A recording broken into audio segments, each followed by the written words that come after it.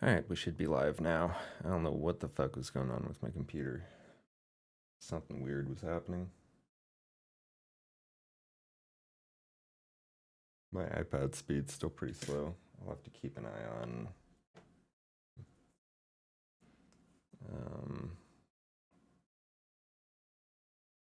oh, whoops, you know what? The window here was way smaller than it was supposed to be. I'll have to fix that real quick.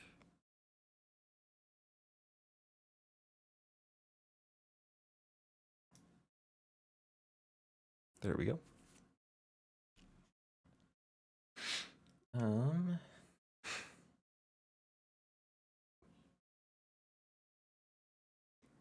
Let's get a windowed projector preview so I can see myself.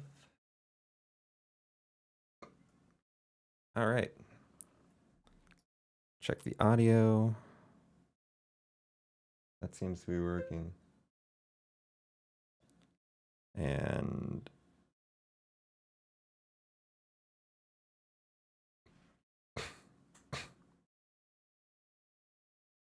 why does it look like that's not working?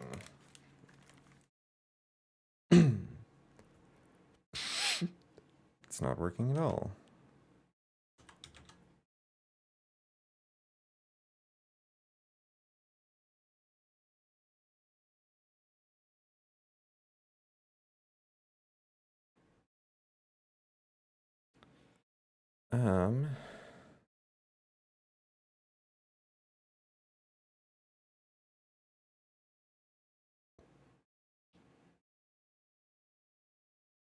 What the fuck is going on? I have to close Chrome and open it again? What's happening here?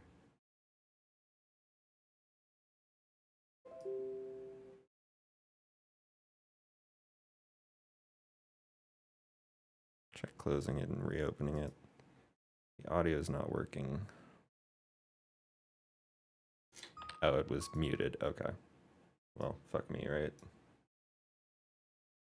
God damn it.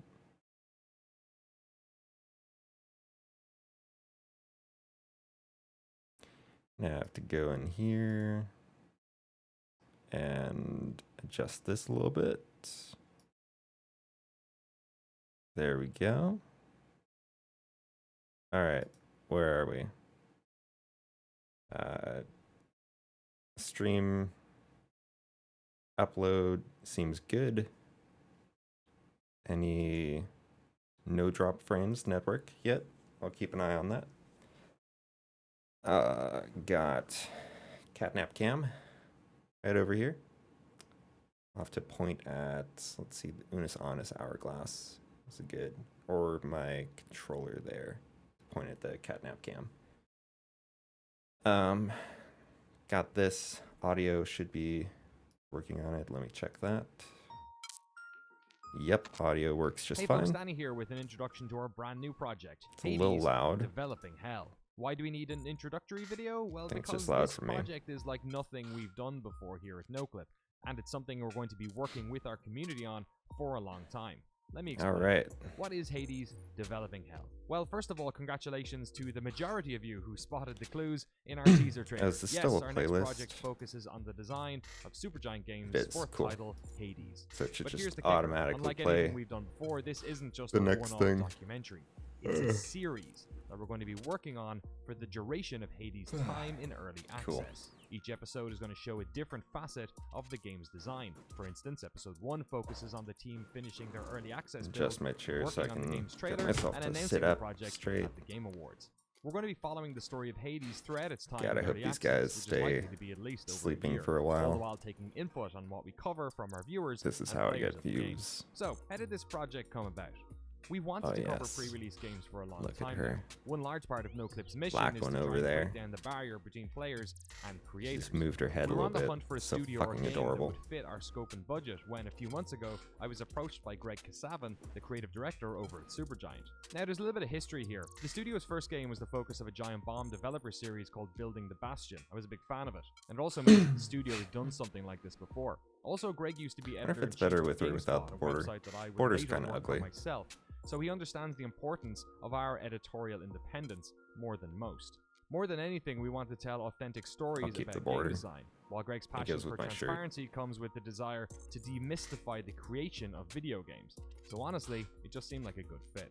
So, how are we filming this? It just so happens that no-clip director of photography Jeremy Jane, who films the majority of all of our documentaries, lives not too far from where what the I was studio gonna is based do, in San actually. Francisco. So he's going to be dropping in and embedding with the studio a few days a month, conducting interviews, filming design conversations, and of course, getting us that tasty B-roll.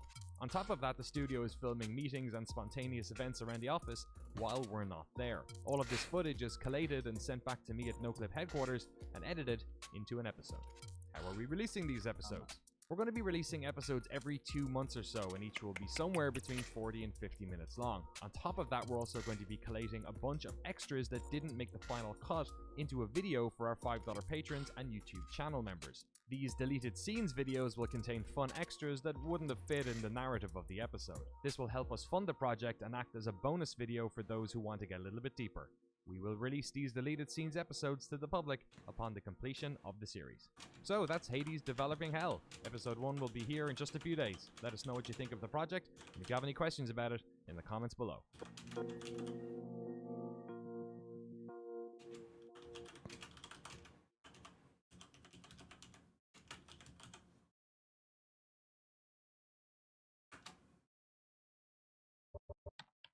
Just adding a little thing to the end of my channel points because We can try it now. Chatterino's not telling me when so- channel points are redeemed, and I need to Yes. figure out a fix for that. The game just launched, or launched But earlier. I haven't We're back yet. from the Game Awards. I think that was the most stressful thing I've done in a long time. We knew it was supposed to go live in the first 30 minutes, and the premiere still hasn't happened. I went to epicgames.com, the store, whatever the URL is, and we can edit it in. I went to the store and it was there, and showed it to Greg, and Greg is like basically mainlining Twitter into his veins to see if anyone has seen it. 6:10 happens, and then 6:15 happens, and no one is talking about it, and no one has seen the game, and we realize that www.playhades.com 404s. It doesn't go anywhere. Oh no. And that's the URL. Their at the end of the URL trailer. 404'd? Holy shit. What a nightmare. I wonder how much they paid for that spot.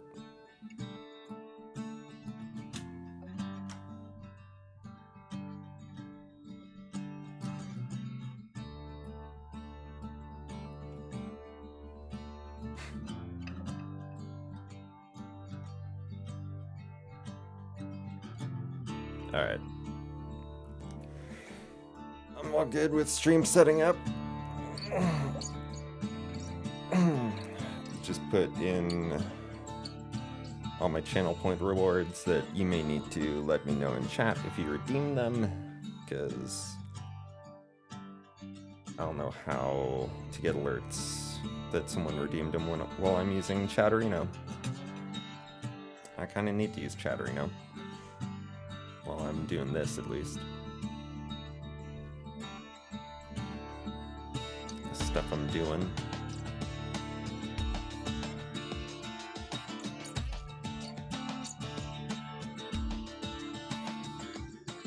Hello, my name is Greg Kasavin, and my title is Creative Director at Supergiant Games. Supergiant Games is a small independent studio Actually don't here know in his San name. Francisco, California.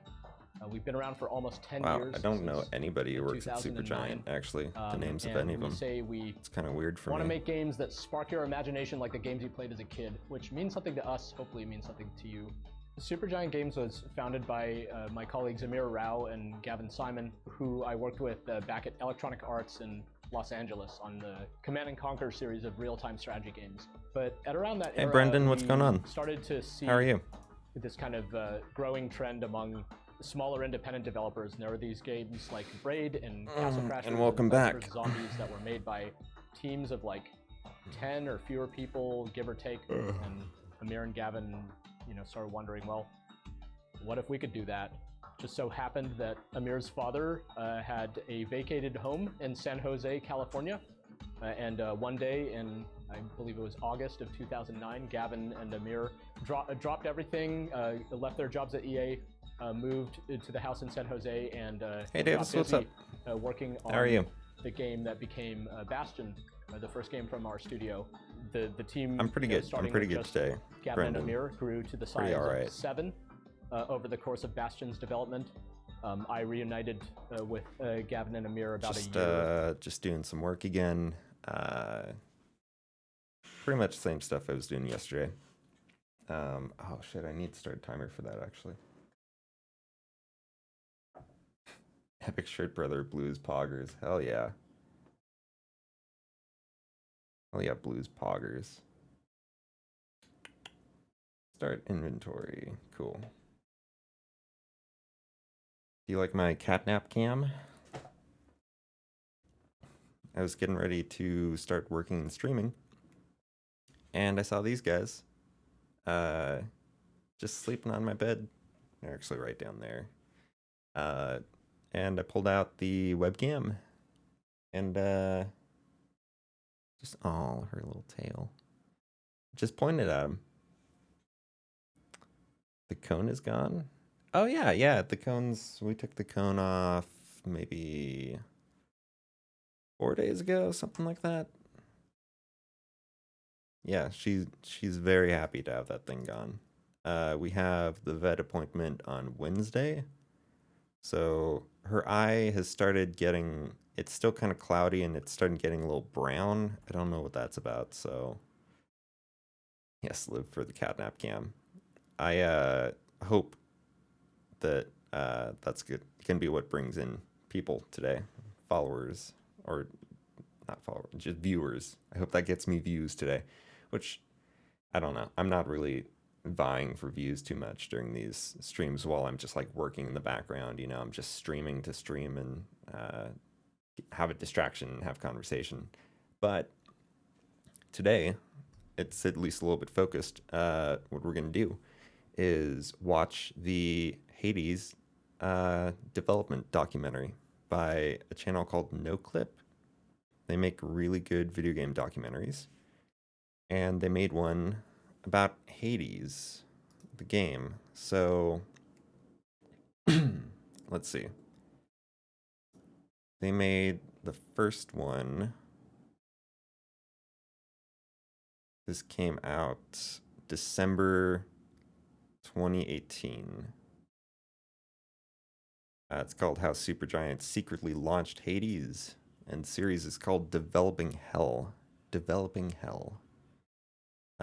It is a, as of now, 5-part series, and the final 6th installment is launching tomorrow.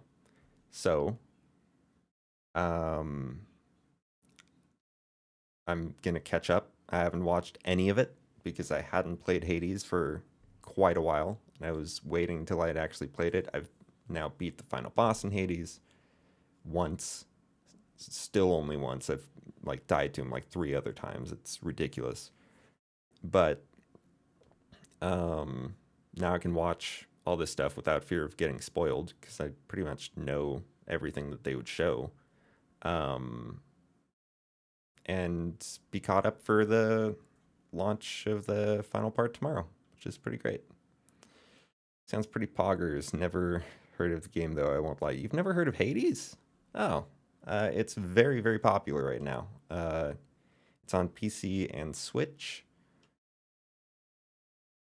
It's a roguelite game, or roguelike, but I mean, it's more roguelite, if you know the difference between those terms. It's very, very good, and I really like the development studio behind Hades. Their name's Supergiant Games.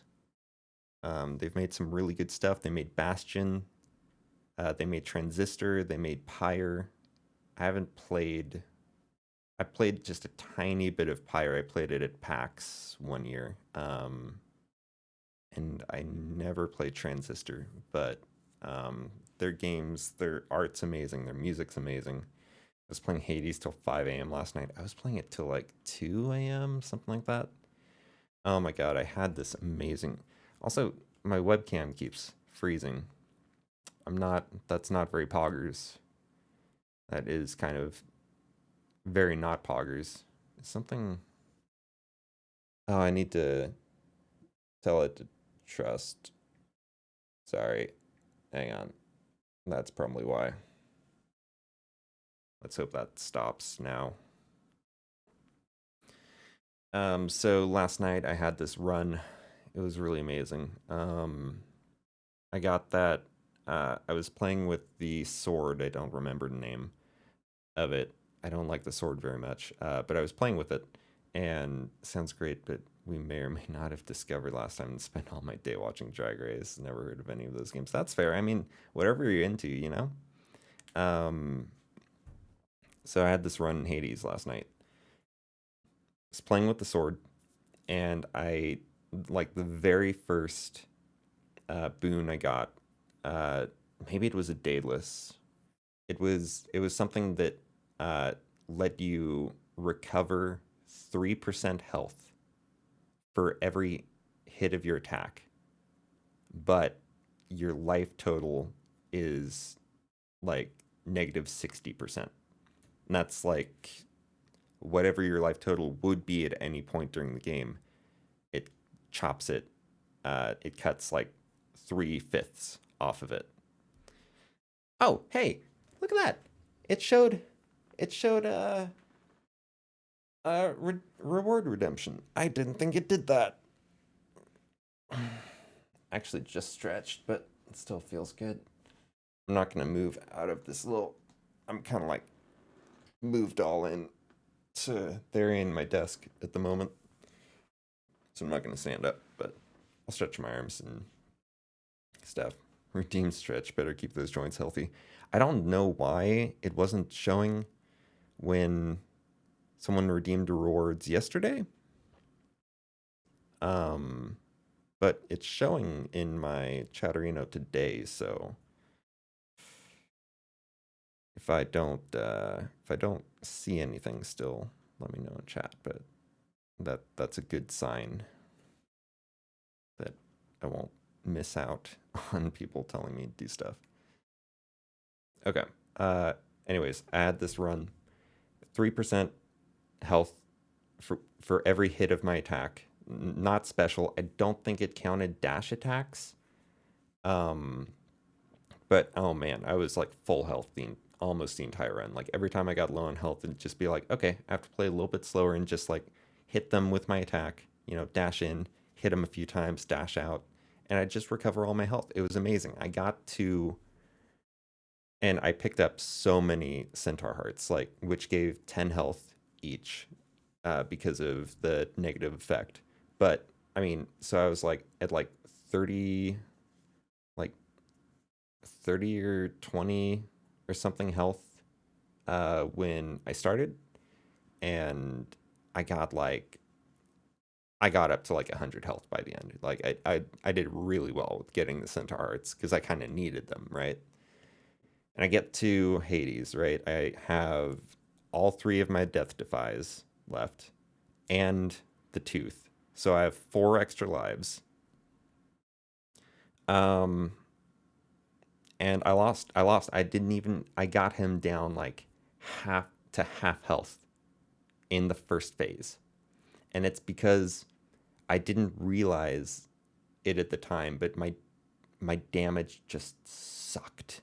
Like I could not for the life of me get his health down. Like my DPS was just fucking terrible. And also like right before I went into Hades, I got a boon. I think it's a Hermes boon. Was it a Hermes? It was, maybe it was an Athena, but it was a boon that was like traps deal 90% less damage. And instead of getting that, I got a duo boon. Oh, look at her. She's getting up. No, lay back down. Yeah. Yeah. I think I need to turn off low light compensation on that camera. I think the frame rate on it kind of sucks. It's a little bit darker, but it's gonna be worth it.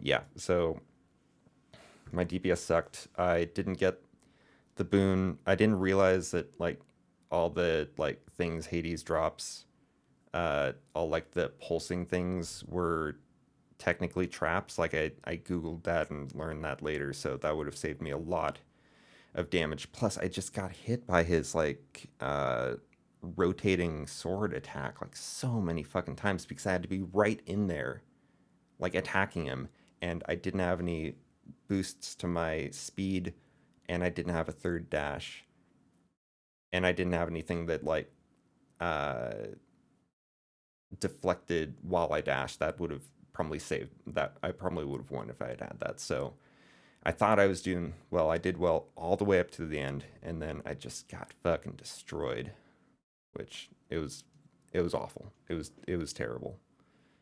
I've had a lot of really good runs lately though, like getting to Hades and thinking that I might have it, but not having it. I'll stream it soon again. I want to have some of these runs like recorded. Anyways, so I'm gonna get to work. I'm gonna start playing this documentary. This is gonna be hours long. Let's see, how long is this? This first episode is 40 minutes. Second episode's 40 minutes. They're all 40 minutes. Yeah, they're all 40 minutes long, and there's 5 of them right now. So that's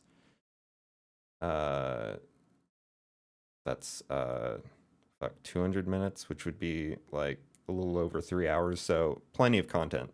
We're gonna watch here.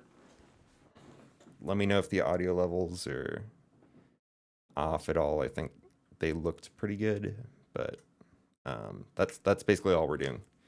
I'm gonna chill. We're gonna chill and chat and whatever. If you're not into this documentary, like feel free. You don't have to stick around on my behalf. I won't be offended. All right, we're gonna get into this. Into development as Bastion was going into full production. Thankfully, that game was really well received when it came out in 2011. 2 years flat. It was kind of the startup company mindset, you know, working out of a house. So Gavin and Amir were both, I think, pretty kind of stir crazy by the time the project was over. Gavin's car would like routinely break down from, you know, not being operated for many days at a time and things like that. We were interested after the sort of bright colors and hopeful world. Well, I mean, it was a post-apocalyptic world. After the bright colors of Bastion and upbeatness of some aspects of that game, of going to like a more serious place, going to a tone like an operatic tone with Transistor, and going away from the really sort of Transistor's hyperactive operatic. action gameplay of Bastion I didn't know into that. I wonder if a I have more Transistor. deliberate, I might have it. tactical type of play with Transistor. I have a lot of games, we and kind of knew we wanted to make a don't know sci-fi love story, that and I have we them. wanted to make we wanted a game with more tactical pleasures, but we had no idea what that was going to look like until A lot we of started humble working on it. bundles. We took like 3 years on that one, and then we made a game called Pyre, which took another 3 years after that. With Pyre, it was similar. We wanted a game with a larger cast of characters that you could get closer to. I want to play and Pyre. It wasn't clear to us what that game was going to be. I liked it until when we I played spent it at a lot of PAX. time on it. It was something that we had a lot of joy making, and I think we were just ready to have a staring game at a white where screen, you bought so- some dudes as a starting point. There was so many lofty ambitions behind Pyre in terms of being a larger game from us, but without us growing the team a bunch. Like Jen drew every character in that game. You know, Darren made every piece of music, and every character in that game, from the shopkeeper to the exiles you meet, all have their own musical theme. Greg did like an ending that has like millions of permutations based on what you decide to do over the course of that game. So you spend a lot of time doing something like that, and it's a complicated process, and it was a laborious process. And it's not that we were interested in doing something uncomplicated or that didn't take our best efforts.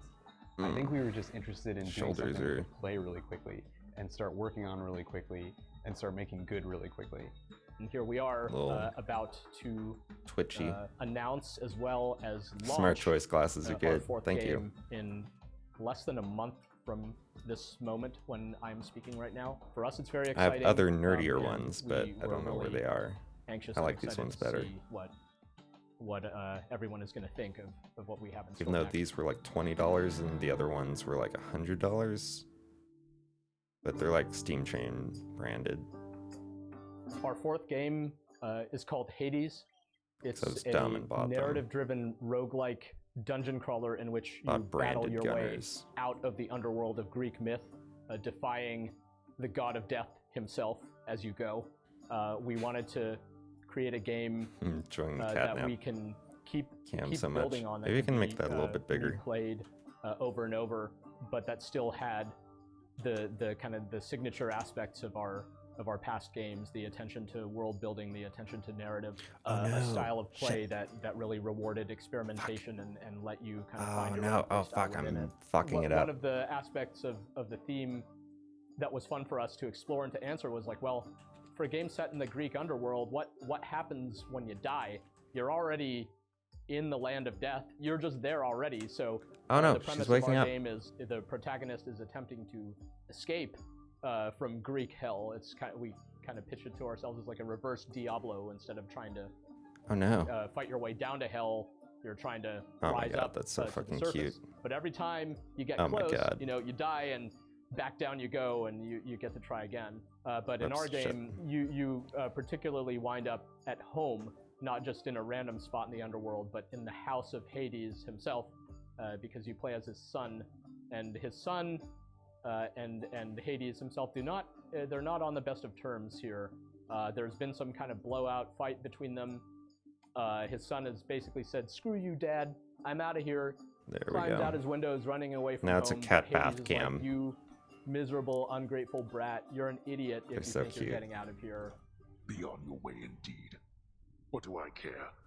You shall never reach the surface. Go. See for yourself. I'm just watching so, them remind yourselves where we're at. Today is November 12th. give each Our game other a comes out in bath. early They're access on so December fucking 6th. cute. I love Game Awards them. are December 6th. We are in the last week of content number 7, which is the last full milestone we have before early access. There is a play test tomorrow. Next week is a short week because it's Thanksgiving. The office is closed on Thursday and Friday. We have always treated those days like weekends, so no weekend email and stuff on Thursdays and Fridays, Saturday and Sunday. Between today and the 30th, there are 3 or 4 huge things happening. So one is we are going to basically wrap the build. We're going to wrap a trailer also, and we're sending a version of that trailer out hopefully at the end of this week to key people.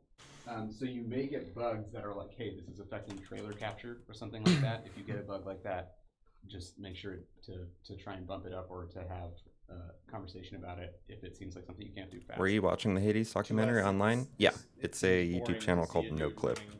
Through this environment, but I think it's the first time you're seeing the isometric Check 'em out. and all that. Like, Yeah, there's a lot to They have take in. lots of There's a really lot good to stuff. take in and like it's pretty awesome looking. Yeah, I think my feedback I have is to coming dip from the in hardware. about an Like, that hour particular because I've got shot, school and I have to be up early. it's but framed I can really chill weirdly. until like Like, 6, he's way to 6:30 the your left. time, so that's By like 2 comparison a.m. to All right, Red whatever you Dead want, man. Shirt from the guy and winding up in the in the Don't edge, don't it's keep like, yourself as an up too late. introduction to Don't feel like you need to stay on my this behalf. character, it's just you don't get anything from this. Yeah. Of course, thankfully, you got it from here. Glad to so have you, it's though. fine.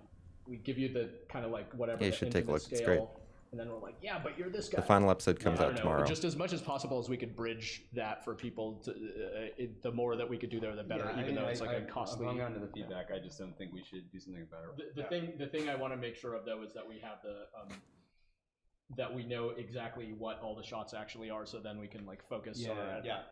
We toil on games for a long time, and they come out, and that's it. We often support them by making different versions, and we go to PAX and we see our fans and that kind of thing. But we're really interested in trying to do something almost in collaboration with the people who have allowed us to make games together for many years now. A lot of developers, I think, would agree that you only Oh feel no, truly cat fight cam. at your peak, kind of working on the game that you're making in the last few months of development. It's almost tragic. You're working on it for 3 years or whatever, not quite understanding what you're making, and at the end you feel a Goddamn, real guys, stay in efficiency frame. around it. You're like you're at your prime, but you're having to wrap up, and then you move on to your next project. So with early access, it means that we can sort of keep working on it at the height of our ability for the longest period of time. We could keep iterating on aspects based on feedback that we get, and we can make really smart decisions, hopefully over a longer period of time, and then do new things with the storytelling and that aren't possible when we have to sort of deliver the whole story all in one shot. You guys good? So there's just a laundry list of reasons why it was exciting for us to explore. You guys It will love each have other its again? twists and turns as we develop it over time. Of course, for the player who wants the more traditional Supergiant experience with a beginning, middle, and end, you know, they could always hang out for a couple of years until we're done with early access, and one day the game will be complete from start to finish in that sense. Oh no. But for everyone else, we're really excited to have them kind of along for the ride as we first put this out there, and then My viewer evolve it, lures based on are our own waking plans up. and the feedback that we get from folks who play. It is, what is the date today? November. It's November 13th, and this is our playtest day. Once a month, we all sit down for at least 90 minutes and play the same version of the same build.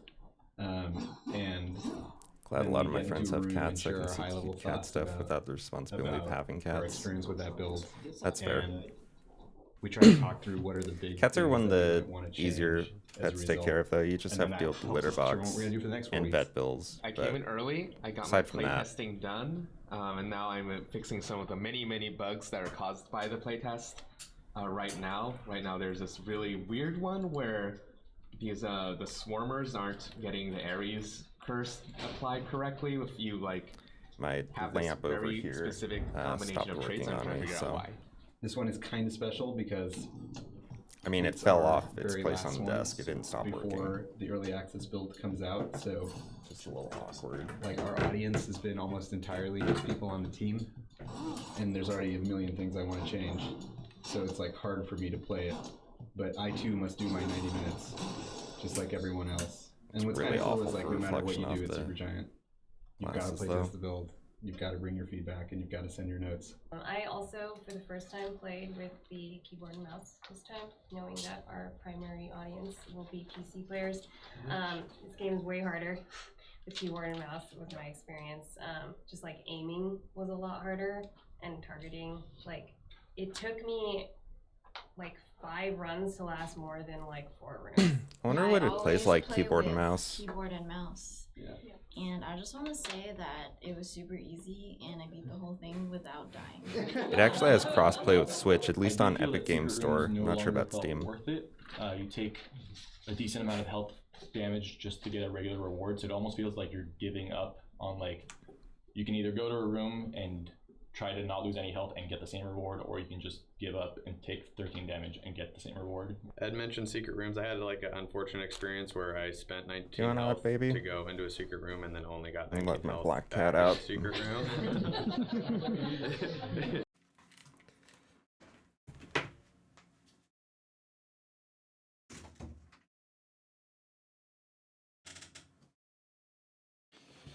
Cat cam may be short-lived here.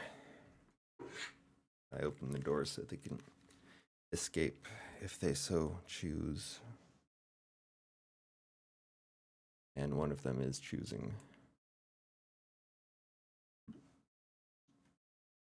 Close it to crack.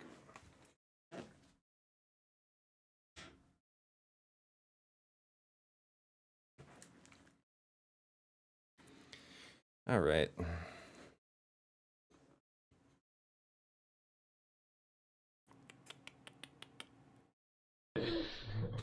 So that was sort of frustrating. The biggest set of changes we're making in the last couple of weeks are actually to like the there's a whole category of like stuff that just still needs time, like just needs a little bit of art. It needs one more iteration on the feedback. You know, it needs better text. It needs a better icon. It needs better visual effect. It needs more clarity in what's going on. The game needs to slow down or pause here. The game needs a better sound effect. It needs a more appropriate sound effect. Oh my God, we left an asset in there from Pyre. Oh crap, we have to switch that one out. The other kinds of changes that are being made are like on the experience. It's like, hey, no one ever takes this particular keepsake. No one ever uses this particular god boon. Everyone's avoiding using the spear. And why is that? And so we have to start making these tuning changes. And typically, this is a very stressful process for me because we ship the game and it's sort of done. And I try to like assuage my my anxiety around this by telling myself that hopefully when players play it, they will tell me if it's bad. But the kinds of changes we're making right now are trying to make it not embarrassingly bad. Or not embarrassingly off pace, or not embarrassingly outside what you would expect. We had, 12 weapons on Bastion, and I was getting feedback about the same set of weapons a lot. And what that There's meant, an insane amount of weapons in no one was using Bastion. the other ones. So we did a set of playthroughs towards the end of the game where we split up the weapons. And so finally people were using like the bow and some of these other things. And like that's Actually, I when don't people remember them being. gave me the real there dirt. being 12 weapons. When they were like, when you just have to use the bow all the way through, then suddenly we had these like passionate advocates for the bow and what its upgrade trees were. Are and there what it only can do 3? and what it should do. And so Maybe I'm wrong about for that. us, I think we're kind of at that point where I need a lot of information from the people on the team. Everyone's trying different stuff, and we're finding out a lot about our own game, and trying to push on the stuff that's good, and kind of tidy up the stuff that is maybe a little messy. Must be crazy to like playtest, and it took me a couple do an runs early to access game remember when the you've door done icons 3 for whatever games. that's worth. I kept getting Just confused like between the releasing and they're tickets. done. Aphrodite is the heart, and then also the health room. The save slot activation was confusing to me. I didn't They're probably know that I had to always go going out to do to early continue. access now. After selecting a save slot, I kind of I don't see them going back. into it. It was just kind of a weird little note I had. I think we were talking about it. We have like 2.5 weeks or 3 weeks until our ship. That actually calculates down to like 9 days of work because it's also going to be Thanksgiving, and because it's early access, we kind of are trying to encourage the team to kind of slow and steady wins the race, because it's going to go into early access and it's not like we get to go on a break for 4 weeks. We're just going to have to keep working on it. So we got to maintain our health and mental health. So I've been working on polishing, a lot of polish. At the studio, we like to call it going to Poland.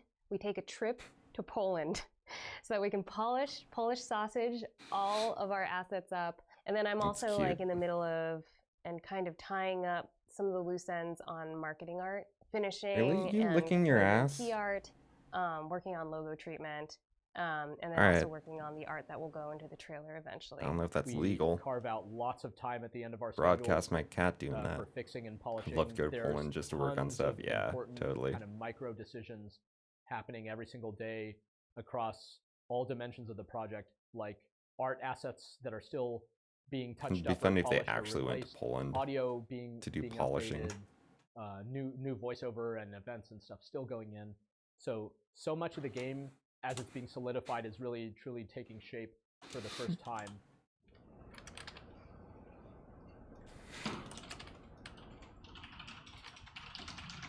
Hey, did we change something about the aggro on the light range? Sorry, what? Did we change something about the aggro on the light range? No, I never actually. You never committed that? Okay, I think there's a bug because I'm shooting people and they have no interest in fighting back. Why does this caster not want to fight back? Man, working on games Will we find out seems fun. before? It's too late. Programming, We have finding to keep but telling ourselves it's a fixing marathon, not a bugs. sprint. All of our colleagues in the development community who have worked on Cat's turned early around access so you can't see games, it, totally censored. reiterate There's this to that. us. They Oh, say, she's napping again. prepare yourselves because it's kind of the beginning of a whole new chapter. Hell yeah, I don't have to change my stream title.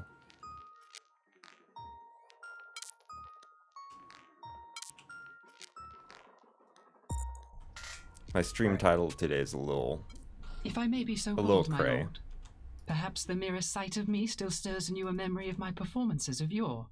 It gladdens me. You used to like my songs. Drama. Yeah, thank you. Yeah, no problem. Yeah. Well done. Well, Gladdens me. well done, Stan. Also, just him talking about being glad and happy, but Yeah, never, but never being not actually being glad. Wait, whose voice is that? It's Monday, November 26th, and our video game is going to be announced and released in 10 days. Normally, I find It's this crazy. part They of the announced process it to be and they released it one right of when they announced the it. best, because at usually the Game so much Awards. is going into the It's game. like, oh, new Super You're finally Giant game. getting It's around out. some of the things that you might have postponed for a really long time. But this is a unique thing for us because we're Oh, actually Orpheus. announcing Yeah, it yeah. and Okay, launching yeah, at that the makes same sense. time. And it feels like Definitely so a much lot more going can on go with wrong. title. What am I working on? But I'm working also, on inventory stuff, the we'll be same stuff I okay was doing 'cause we're yesterday. committed to working on the game through early access, so everything is going to be fine. So what you're hearing is the constant loop of rationalization that I go through every morning on this game to try and Just taking justify data where from a we're at. spreadsheet, inputting it into this program. I'm sure I could probably like program a script to do it No, all I'm automatically. just fidgeting. But I don't know how to do that, so I'm just doing it manually and getting hours that way. What am I doing? I should not be doing this. Yeah, so let's actually, if we want to just see this whole thing, it's pretty cool. Oh, with the new. Yeah. And though I changed it. Yeah. I have 2 jump cuts. Yeah.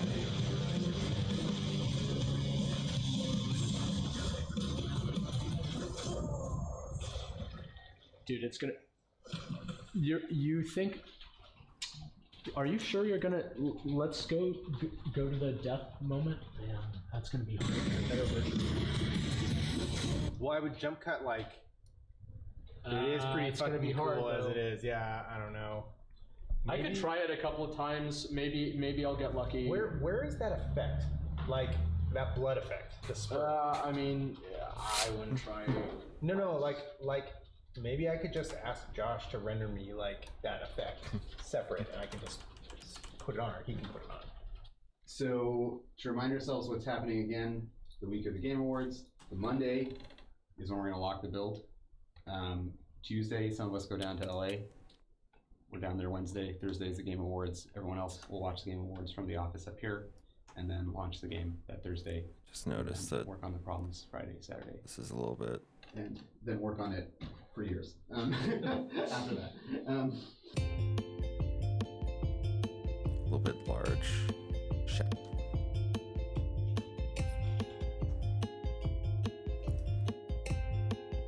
There we go. That looks better. It is.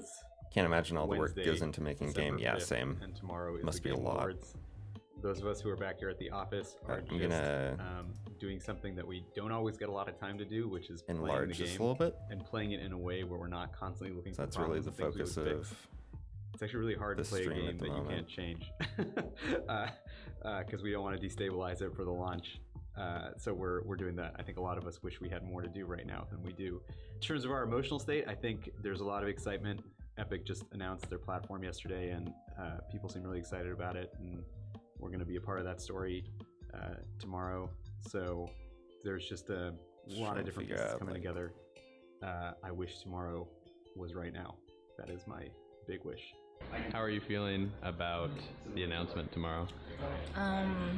Pretty nervous. Mostly excited. Yeah. I'm like super excited. I know like a bunch of people are nervous, but I'm just like really excited. I'm just like extremely excited, but also unsure what's gonna happen. Mostly just focus on the work, put the rest of it out of my mind. Whatever happens, happens, and we're ready to just keep going after that.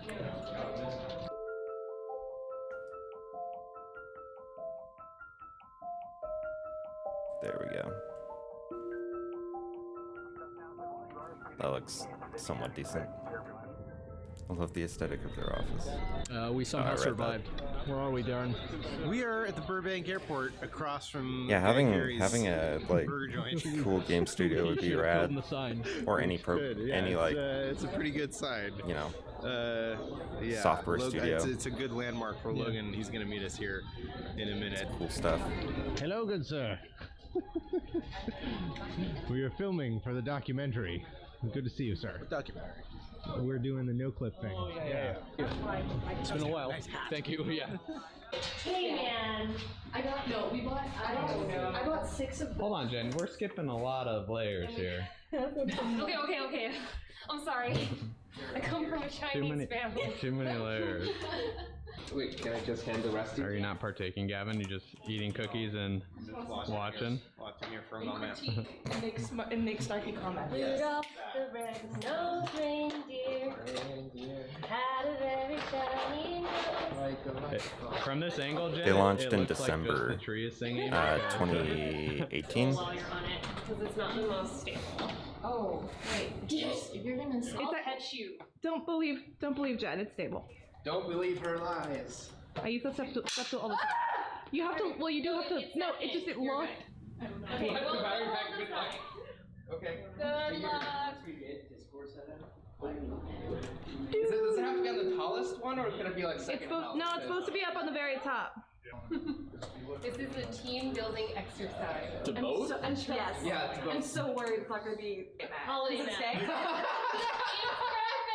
Put it lower to the base of that. I love it. I'm like breezing through putting these part numbers in. I need to make. I like found a rhythm. Here is who you call if shit goes sideways. Document right now. Everybody. The doors open to the Game Awards. Trapped at home with enough time to game again. Like 45 minutes or I think I started playing it sometime during COVID we are getting panic. ready, Yeah, I get out there. There have been started playing it some not other Game Awards related. maybe like a few months after it launched on news Switch. items that did leak today. So it was in so early launched a access few for of like those 2 bullets, I years, guess. so Gonna be it an wasn't on interesting Switch night. for I like think a while afterwards, yeah, we may until it double like back here had a and full just release. Figure out what the heck is going on and try to help manage the launch. Do you have it on PC or Switch?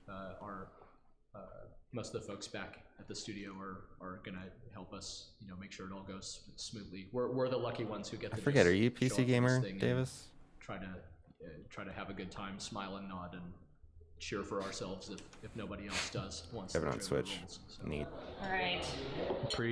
Pre-dinner for the Pre-celebration, pre-funking on all the pie. We have so much pie, it's crazy. Oh yeah, I don't think we've seen this yet tonight. No, look at this beautiful pie. Alice made this one. Homemade store-bought. Has anybody touched the ciders? I have. I have as well. It was great. And the winner for best role-playing game apple goes to cider sounds Monster so Hunter good. World. Congratulations. Oh, they're Monster doing Hunter awards already? World. Yeah. I need to play more Monster Hunter World. The game. Does that go on the PC award? when gamer, you get kind of it? more like casual gamer Pre-show now. award winner. Nice.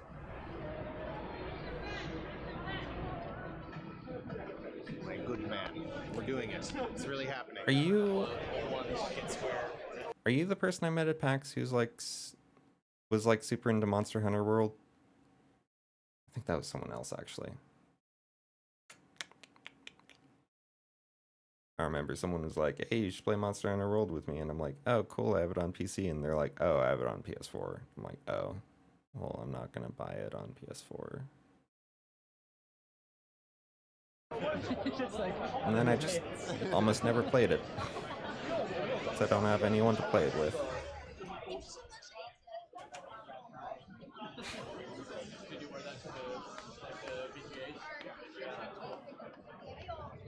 The awards.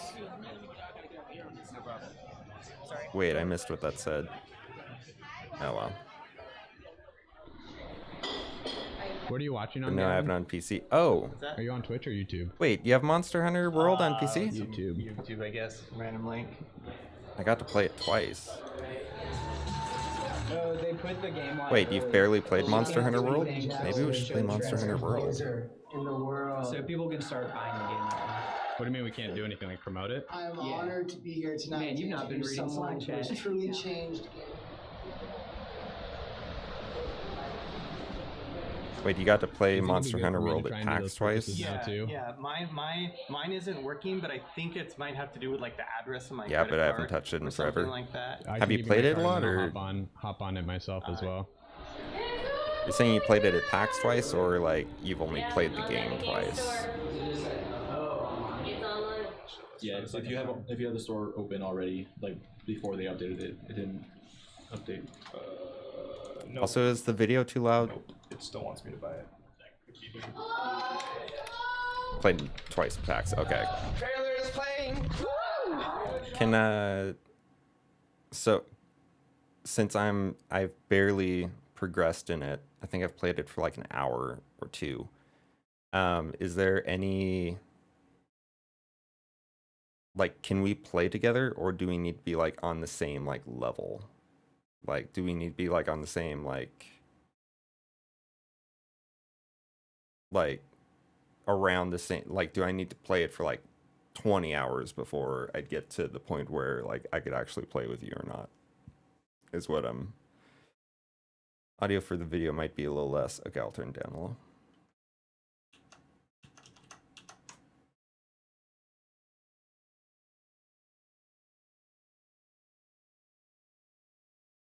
Yeah, we can play together. Maybe we should do that. Maybe do like a Monster Hunter stream. Might be a little stronger, but my skills are a bit rusty. Cool. Yeah, I'd like that. I'd like to play Monster Hunter with someone, and I want to stream it. I just don't like. Feel like I need to play it with someone. There was a time when I could solo play Monster Hunter, but I was so into Monster Hunter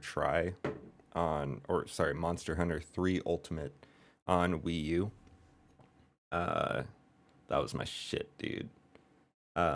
Because, you know, it was before the Switch, right? And I literally almost exclusively played it on the gamepad. Because with the Wii U, you could play it on TV, or you could just play it exclusively on the gamepad, and it would be like your own little Switch. It was literally like playing on a Switch, just playing it on the gamepad. But it had to be like, it had to have a good connection to the Wii U in order to like stream the game to it. But I mean, it was like instantaneous streaming to it. Like the connection from gamepad to Wii U was like so fucking latency free. And I played the shit out of that. I think I almost played the entire game. I think I stopped when I got to like the highest level bosses because I just kind of lost interest. Then I got Monster Hunter Generations on Switch, and I didn't really play it that much. I got it during PAX, PAX we went to, and I didn't play it that much. It just kind of like lost interest in that format. But the new one looks cool on Switch. I just don't want to buy it because I don't have money to buy it. Once it goes down in price, I might pick it up.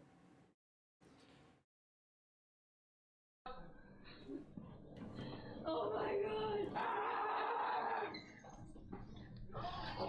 From the Pyro, Bastion, and Transistor. I love playing Freedom Unite. I played it religiously. That I beat G-rank monsters in under 5 minutes. Freedom Unite, is that the PSP one? New ones, I kind of lost interest. Yeah, it just like, it feels like the format was just like, like it was the same as Monster Hunter 3 Ultimate, right? But it was just like, it just didn't feel right. I don't know.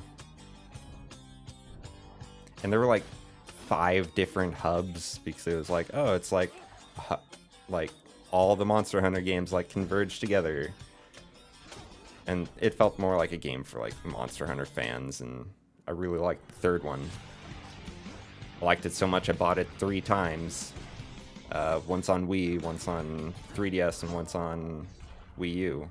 But just couldn't get into it. Never tried 4. Never played any PSP ones either. Well, Time to go get killed again.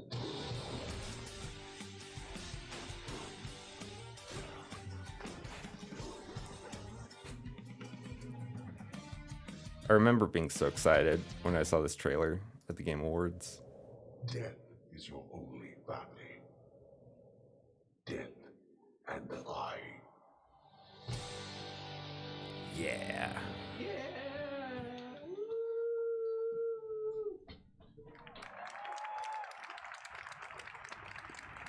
Wait, did it not say like out now?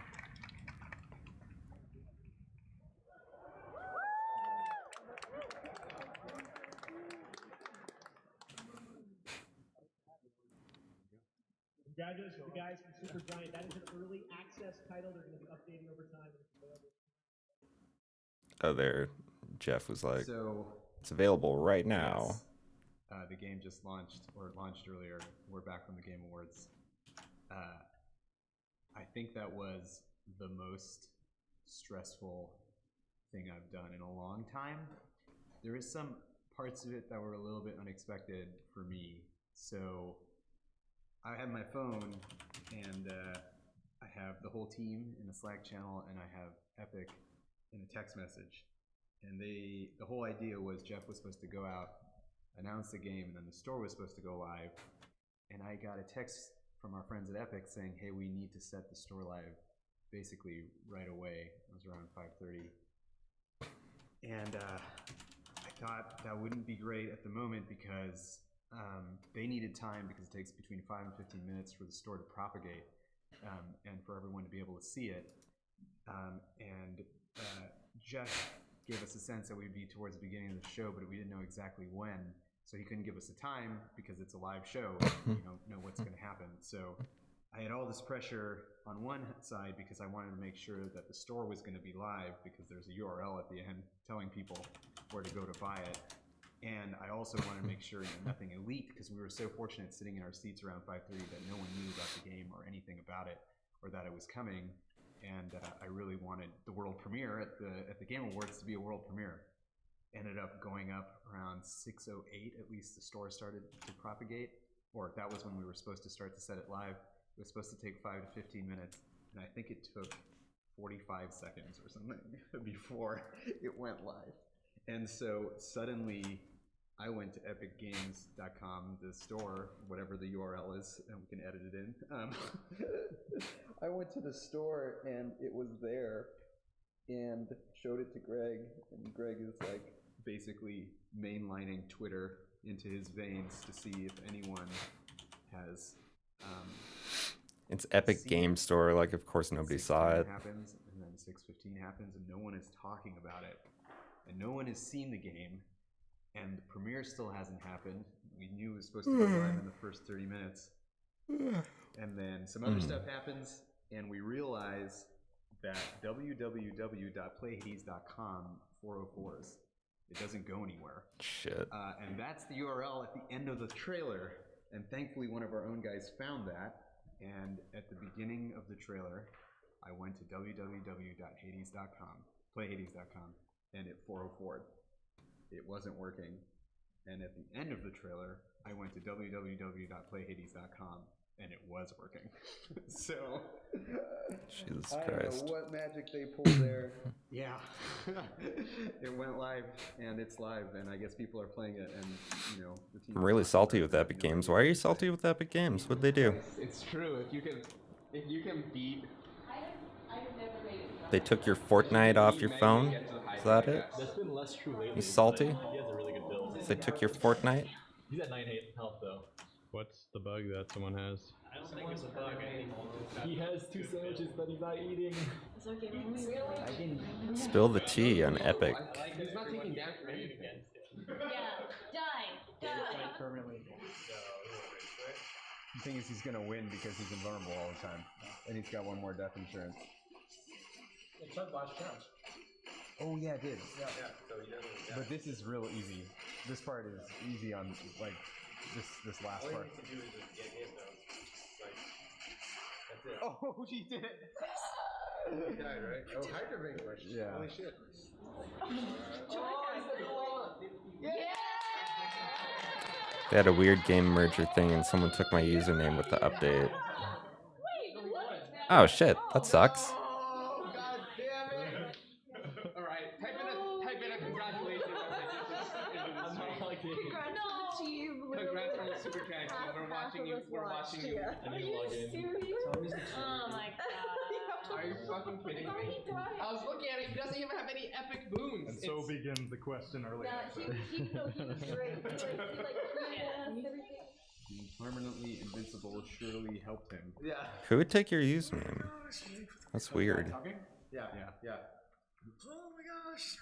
I mean, I was a bit upset with it. Yeah, I would be too. Oh well. Yeah, he just understood what. Is this the end? Yeah. What? There's more. Don't worry. Chill, dude. We got you. We got you. We got you, man. What? That's as far as I can get for now. Early access. Yes! We got you. We got you, fam. It's like fucking Transistor again, man. Nice! Thank you! Thank you so much! You're welcome, bro. There's more. Talk to Hades. Talk to Hades, dude. Come on. I guess we just have to ship that bug forever. Where you permanently. Thank you! Well, that's good. That's a good reaction. Yeah. Is the audio alright? Like I just like disabled my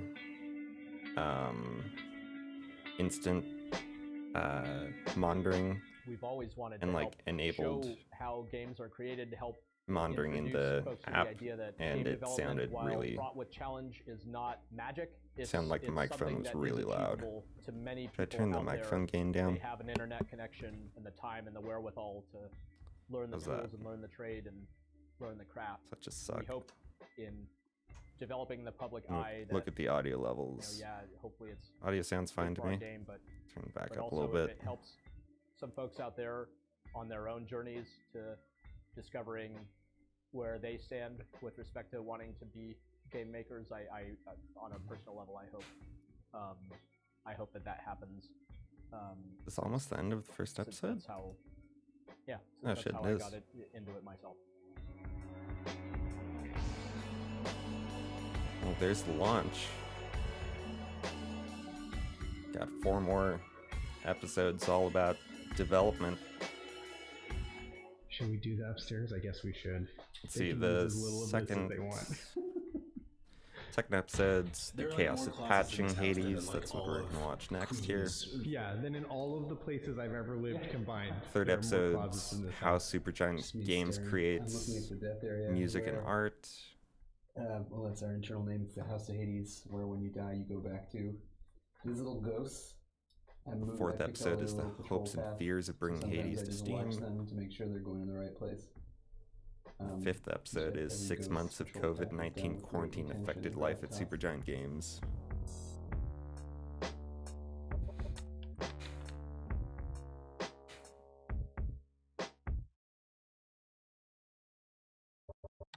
So let's go. Previously on Hades Developing Hell. Our fourth game is called Hades. It's a narrative-driven roguelike dungeon crawler in which you battle your way out of the underworld of Greek myth. Slow and steady wins the race because it's going to go into early access and it's not like we get to go on a break. Yeah, constant work for 2 years. Oh my god! Congratulations to the guys from Supergiant. That is an early access title. They're going to be updating over time, and it's available tonight, right now. All right, cool. I am actually good to go whenever you are, man. All right, wait, let me roll this. Okay. All right, let's see. I'm wearing the same fucking sweater as the last episode of the No Clip documentary, and I didn't know that I was doing that. It's equally as good. No, I don't know. That's man. great. That's sad.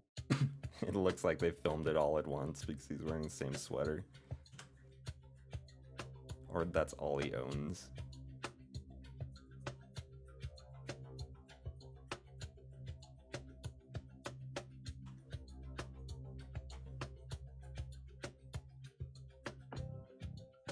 It's been more than a month now since the Game Awards and since Hades was announced and launched by us, and the holidays have come and gone, and the year has started off with a bang for us.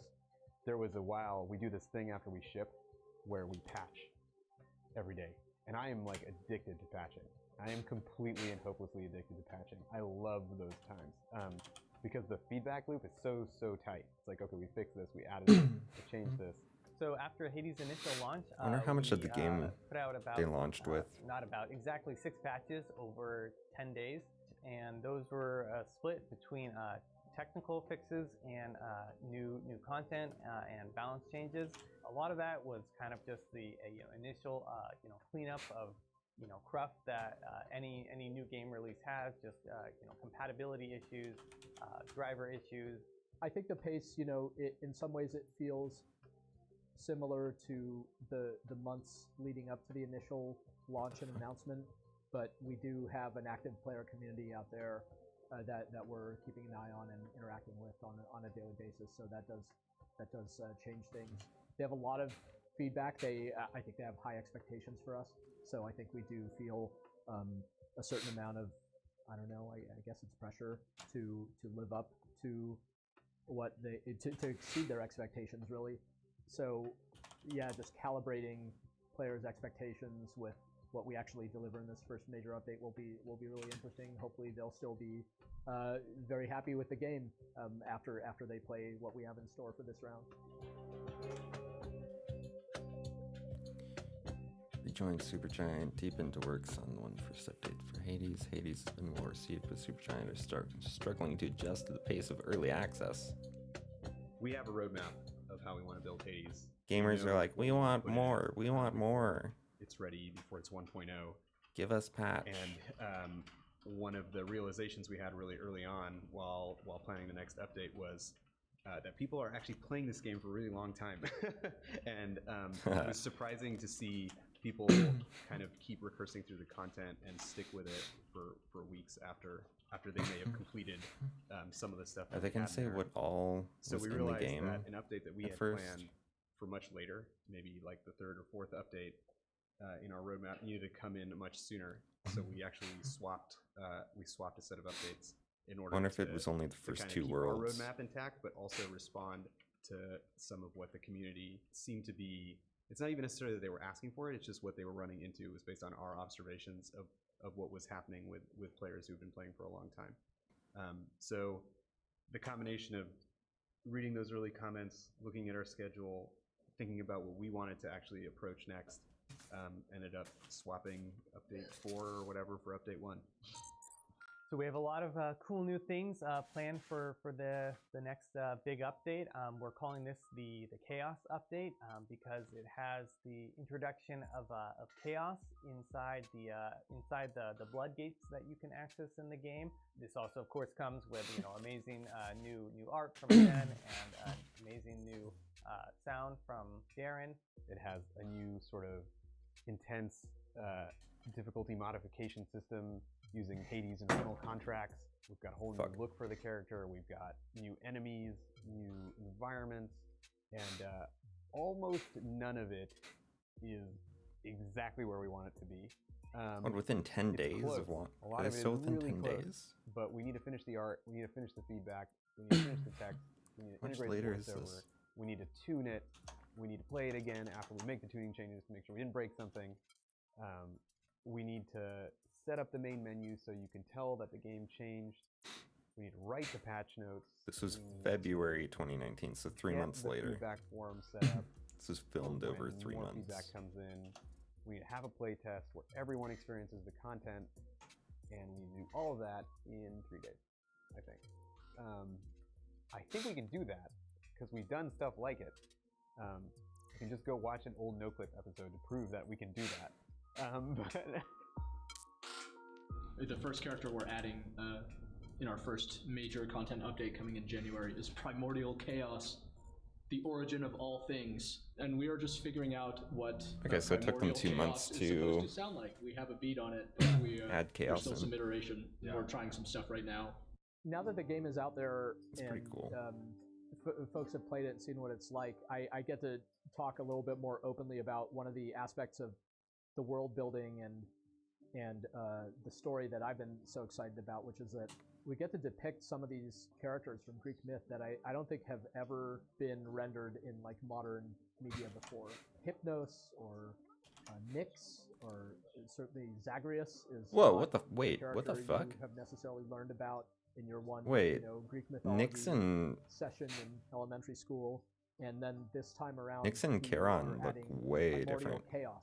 It's basically the creation myth of Greek Wait a mythology. second. You may be familiar with the theory of the Big Bang, for instance. I can't really Chaos is go essentially the back Big very Bang easily, but from a Greek mythology point of view, it's like in the beginning there was void, and then from chaos sprang the Titans, and from the Titans sprang the gods, and heaven and earth, and everything in between, and so on. It's like, oh man, that is intense. Nixon and Charon looked like they were the same. Like maybe they were stand-in. Would you not agree? That's interesting. It's just like too much going on now. Yeah, maybe. The echo is like not terrible, but yeah. To me, this already has like it sounds like a man and a woman talking already to me. You know? I know everybody here and there. I think it sounds pretty rad. We wish to leave this place. And it is my wish to make your doing so a little bit more interesting. You know, for me, from a writing standpoint, it all so clearly ties back into the themes of what this game is going for in its story, because in a story that's really about family, chaos is the most distant relative that all these characters have. So I want to understand how the dynamics of these characters play out as a family. So I need to know who their families are.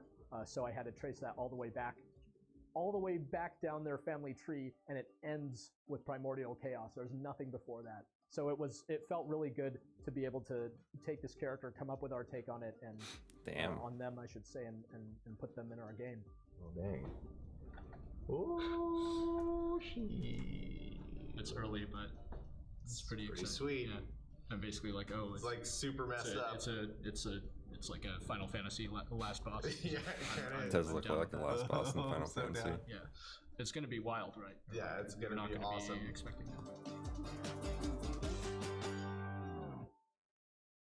It's a good way of In the modern describing era chaos. Of games, feedback is everywhere. So we're seeing feedback in our official Discord. There's a subreddit for us. Social media has a lot of feedback. So I'm getting emails. I got all these emails over the break from people who had played it. There was a bug I got from Gavin that was just a picture of a series of text messages, angry text messages he got from his friend about the way I had tuned one of the Poseidon god boons. So there's a lot of feedback. There's a lot of feedback. It's coming from every place. So how do we stay on top of the feedback? We could just spend 100% of our time, monitoring feedback coming in, and if we do that, we're spending no time actually addressing it. So I've wondered if I carve out specific times to check in on the community and then just sort of not do it when it isn't those times. I suspect that that'll help me and just kind of structure my time and my life in general now that it's a whole new universe for us. So that's something I've been thinking about for myself. That has been a perpetual learning experience. At first, we just took all this loose feedback, and Morgan and Michael went through it in Jira, and there was 3,500 entries, and it's like the 117 things could be saying the same things. We could wipe out 30 of them just by fixing a bug, because some people are giving us feedback about something that's actually just like something that was broken and we didn't realize it. And then we moved to this system where you could upvote feedback in Discord, and that's been really nice because it sort of gives us an overview and a snapshot of what are people thinking about and looking at. But then that feedback needs to become action. So it needs to go into our task tracker. It needs to get some time in the background of our minds to be thought about. Some of it's real easy and we can just do right away. Some of it requires a conversation. And are you really ready in your production schedule to derail what you're doing to have a couple conversations about, some of the feedback that's coming in? I would say like 60% of the feedback we get is like specifically about game tuning. Like, the sword is weak, the sword isn't strong enough. It's not straightforward how to address that, and that goes through multiple iterations. And it's a game with tons of different kind of abilities, the different boons you get from the gods, and different weapon upgrades you could get from what we call the Daedalus hammer, and they all have like synergistic effects. So you could have the spear, you know, with Poseidon's upgrade on it, with like a particular Daedalus hammer upgrade, and you know, like a couple of other items equipped at the same time. So we just start hearing from different players about their different like builds and skill combinations and stuff like that, and we start looking at more nuanced examples of where players were either getting stuck or like, you know, were able to trivialize encounters that were meant to be more challenging. One problem we had was people were complaining that when you would throw the shield weapon in the Asphodel biome, that it would just keep traveling way off screen because there's no walls there for it to bounce off of. So we made a number of changes to get it to return to the player faster as a nice quality life update to the weapon. Unfortunately, that introduced a bug where the shield actually damaged you. We pushed a patch where the God boon applied to the shield throw would do damage, would apply it back to you when the shield like actually came back and returned to you. So you would like throw out your shield with the newly buffed Ares boon, and it would come back and hit you and do like 60 damage to you, and then you would die. I thought it was kind of funny. We fixed it, you know, in 12 hours. It was no big deal. It's not like we lost anyone forever. That's part of early access. Every game is going to have that moment. That's like a game development magic moment right there where, you know, it's not like we didn't test it. We played it. We tested stuff. We just missed this thing. You're just going to miss these things, especially if you're pushing as often as we are on the weeks that we push a lot of patches. That was a bad place. Are elites immune to stun? No, he can't even stun them, so everything. Because he got a wall slam, they just didn't stun. It's because they're immune to stun. Oh, they are? Aren't they? Yeah, you can learn more from like 1 minute of watching someone play the game than like your own hour of playing it. There is so much value in watching a streamer play your game, whether there's someone with 3 viewers or there's someone with, you know, 10,000 or 20,000 viewers. And he's got he's got a shop here. I mean, his run could last. Oh! Oh, the cruelty. Before we pushed the patch, there was this whole thing. I could just see, no one was really complaining about it, but I could just see people missing with the mouse when they used the cast ability. And knowing that we had fixed it, but we hadn't pushed the patch live was like really painful. It was actually really hard for me to watch streams where people are running into things that I need to change. I would be so addicted to watching streams of people playing my game if I made a game. Gavin, push the patch. You would have to restart the game anyways. Gavin, you have to push the patch. I can't watch this. Oh, good. There is a realness and a rawness to it, and there is information in almost every action taken. Because one of the things a streamer does that maybe, you know, your friend sending you notes doesn't do as well is they're expressive. They're talking set about up some sort of automation hotkey for what I'm doing. Thinking about just the make like choices one step out of this loud. process easier. I think something that's coming up in our own conversations and our own thoughts is like discipline. We think about discipline a lot, and we have production discipline, and we also need to start developing different kinds of self-discipline, because when a game is live, you could be tuning in all the time, and some part of you needs to know this is where I go into the hole or go back to the lab and figure stuff out. Oh, he doesn't know there's a 6-head one, huh? Nope. That's going to be a pleasant surprise. Oh. Ah! That's probably like exactly how we wanted the first Hydra run to go. Actually. Yeah, it is. Yeah. Now we want him to stop playing, patch the game, fight the Hydra again. It's all good. Push the patch.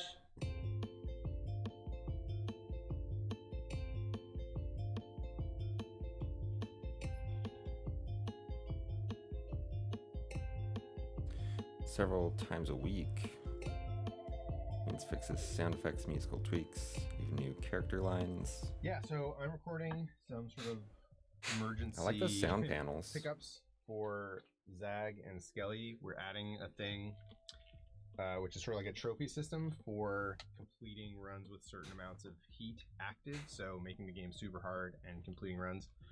And then we're going to have these statues that are revealed in the area with Skelly. And he's going to say stuff about them, and Zagreus is going to say stuff about them, so I got to record a bunch of lines for each of them, because I happen to voice both of those characters. They're going to ship tomorrow. We're going to push them to the world tomorrow, theoretically. But yeah, so we're going to like incorporate, I think it's like 91-ish lines. Okay, Skelly Trophy System line 674. This is Zagreus talking. I just gotta remind myself of that. Don't do all these lines as Skelly. What's all this? What's all this? What's all this? A little more skeptical, maybe? What's all this? I think either the first one, let me do one more. What's all this? Maybe the first one or the last one. 675. Let me guess. They want me to fight all the way through the underworld, having used the Pact of Punishment to my bedchambers to make the going even more treacherous than it already is, and if I succeed, they'll reward me with some sort of useless trinket. Okay, not bad. Just a couple accenty things. We want to manage our time during early access in this pretty regimented way, where we have these major updates on a regular basis, and that does bring with it a certain amount of pressure for sure. Like once we have those dates out there, it's like game developers are pretty notorious for missing their dates. I think if we miss one of our major updates, is it the end of the world? Like, I don't know, but we've never done something like that before. And I think we will do our best to I wish I could prevent that copy two things and from ever paste two happening, things. 'cause those I'm sure there's a way to commitments that we do make, we that, take them but very seriously. Early access is a learning process for us. I don't know how. The schedule, I think, is probably the hardest problem for us to overcome.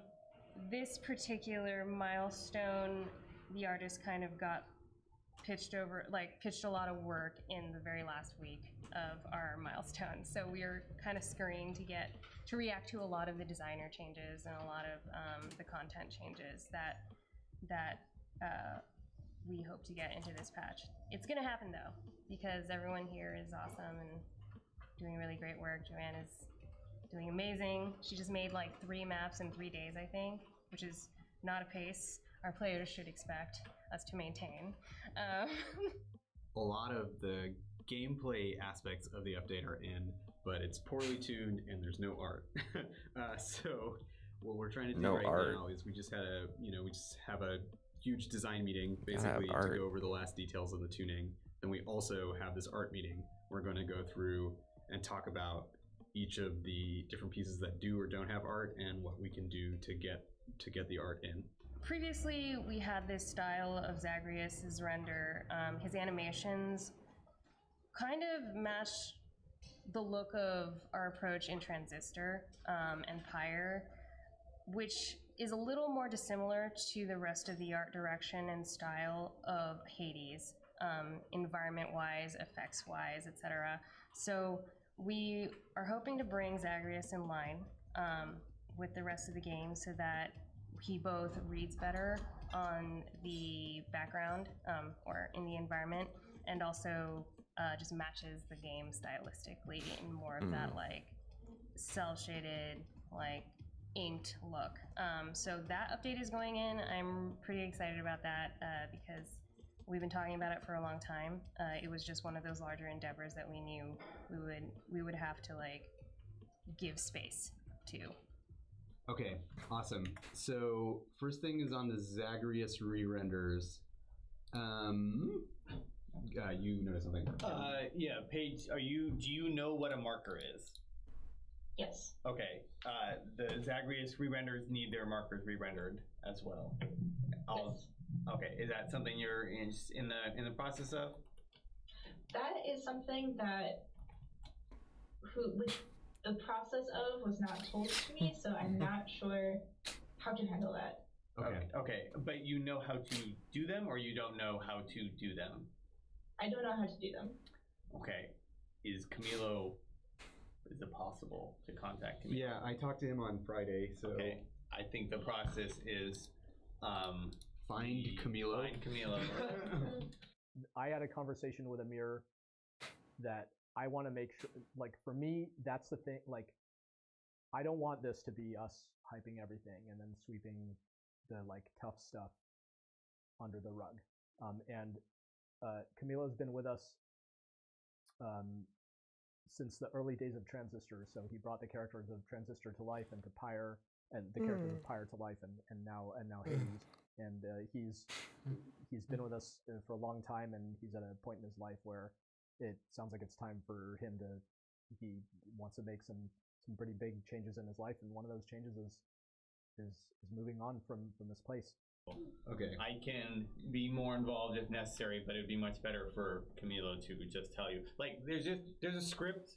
He has a script that does. That's what needs to happen. Is you need to run the script with some parameters, and that will create these SGA files, and then need to be checked in. So I don't think it's going to be terribly complex if we can just get a list of the steps from him. I'll miss him a great deal. His perspective has been invaluable in the work that we've done to this point, and I'll be really excited to see what he comes up with next, because I think he's a genius animator.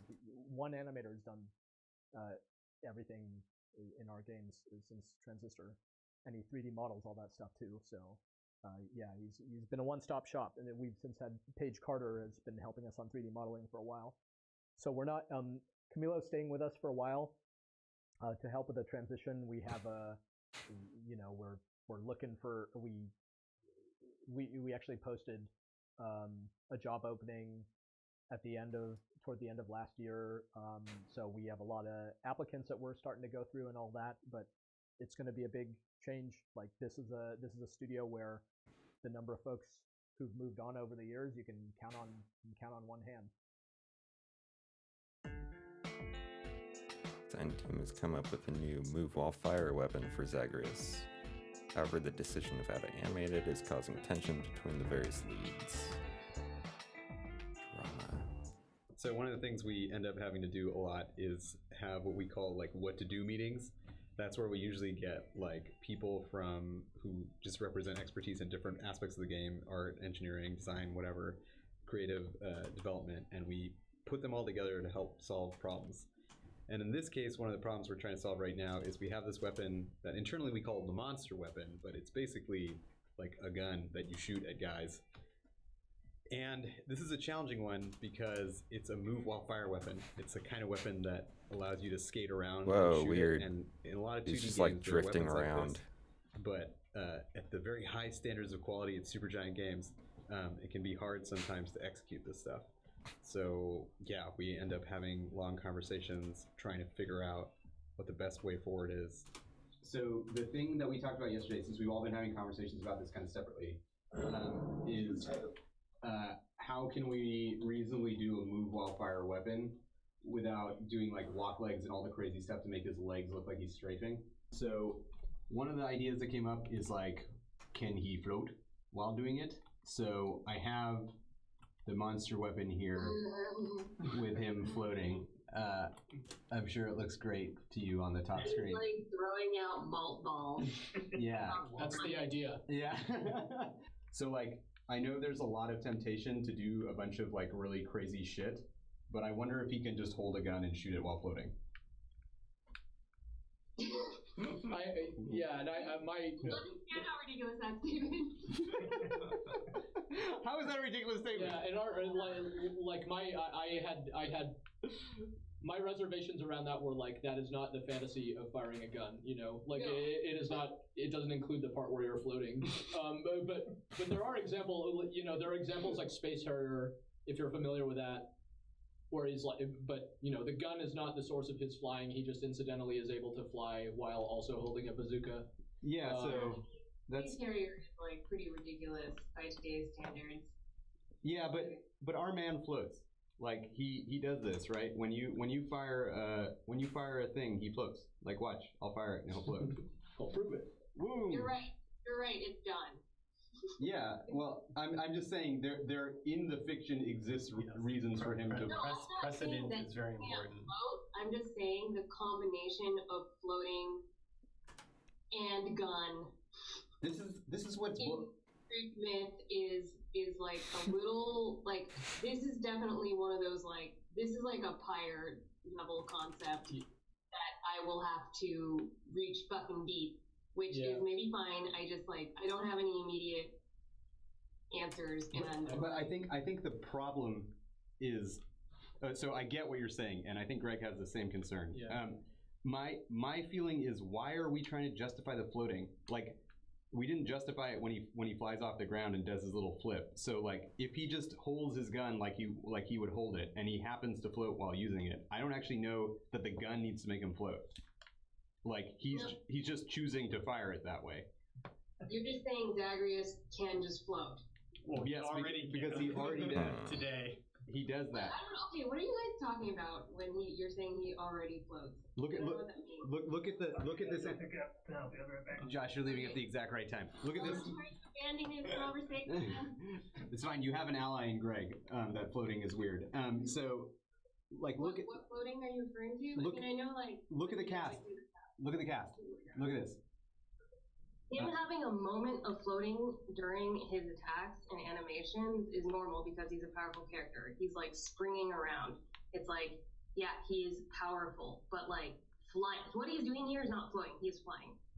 I do agree personally, particularly because we're talking about like a weapon that would have whose been archetype weird is a if gun. he'd been like floating Like or flying. like if the archetype was like Iron Man's, repulsor blasts or whatever, then it's all good. I think it should make some kind of sense. Any kind of sense at all would be the constraint I ask for.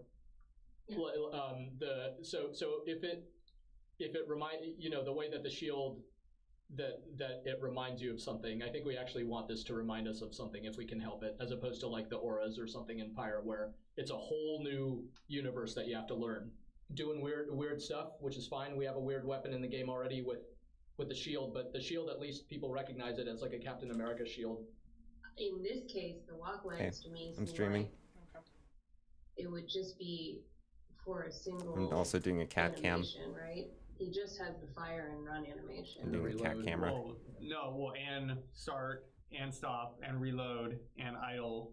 That's the problem. So because it'll have a special attack, it'll have a reload. Yes, this is like literally this execution, however silly, is literally the simplest way for us to do this. It is two animations.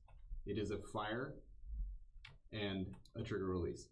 That's like the whole animation. My feeling isn't he's got to float and it's got to be a gun. It's more like I like how this feels and works, and it feels really different than the other weapons. And without having to invest in a bunch of new technology and stuff, it basically works like this with a trigger release graphic and a fire graphic. It's the most important process we have here because it's like exactly what collaboration looks like, and sometimes what creative chemistry looks like too, because it's kind of messy. It always is. The things you think are going to go really fast sometimes take forever. Some of the things you think are going to take forever and have high conflict and we're going to be lost in the woods for a while end up going by really fast. So yeah, you never know. That's the lesson. I have no idea ever, even after 9 years of working with these people, and some of them for longer than that.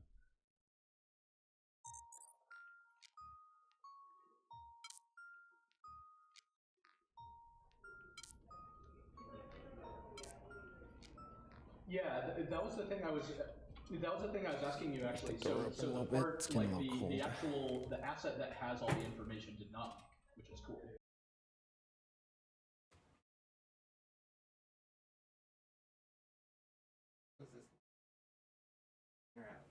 Totally fine. Cuties. Cuties.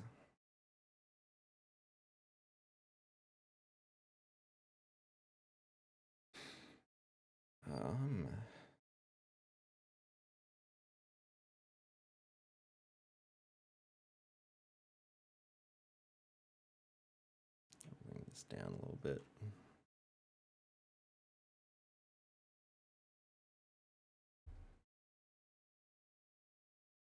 Yeah, both cats are back. My boyfriend also walked in for a quick second and then left when he realized I was streaming because he doesn't like being on camera or streaming that much.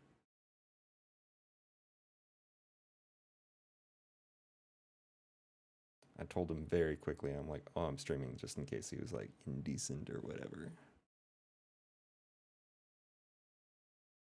I mean, all of this is like covering up where he would have come in to view, but still. Where the fuck was I with?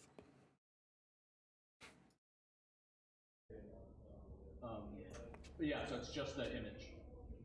Yeah, that's actually pretty. That's pretty convenient. It's 9:39 a.m.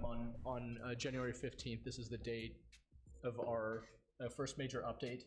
We've promoted that our first major update is out today, but we intended to reveal the contents at the time that the update actually went live to kind of like keep it a secret. But it sounds like some of the updated artwork has gone up prior to the update, so it's a little bit unfortunate because it creates confusion, it creates anxiety, because there are players out there who like want to play it and they're like, well, why is the art up but I can't download it yet? Is something wrong with my computer in the world? And it's like, dude, just everything's gonna be okay.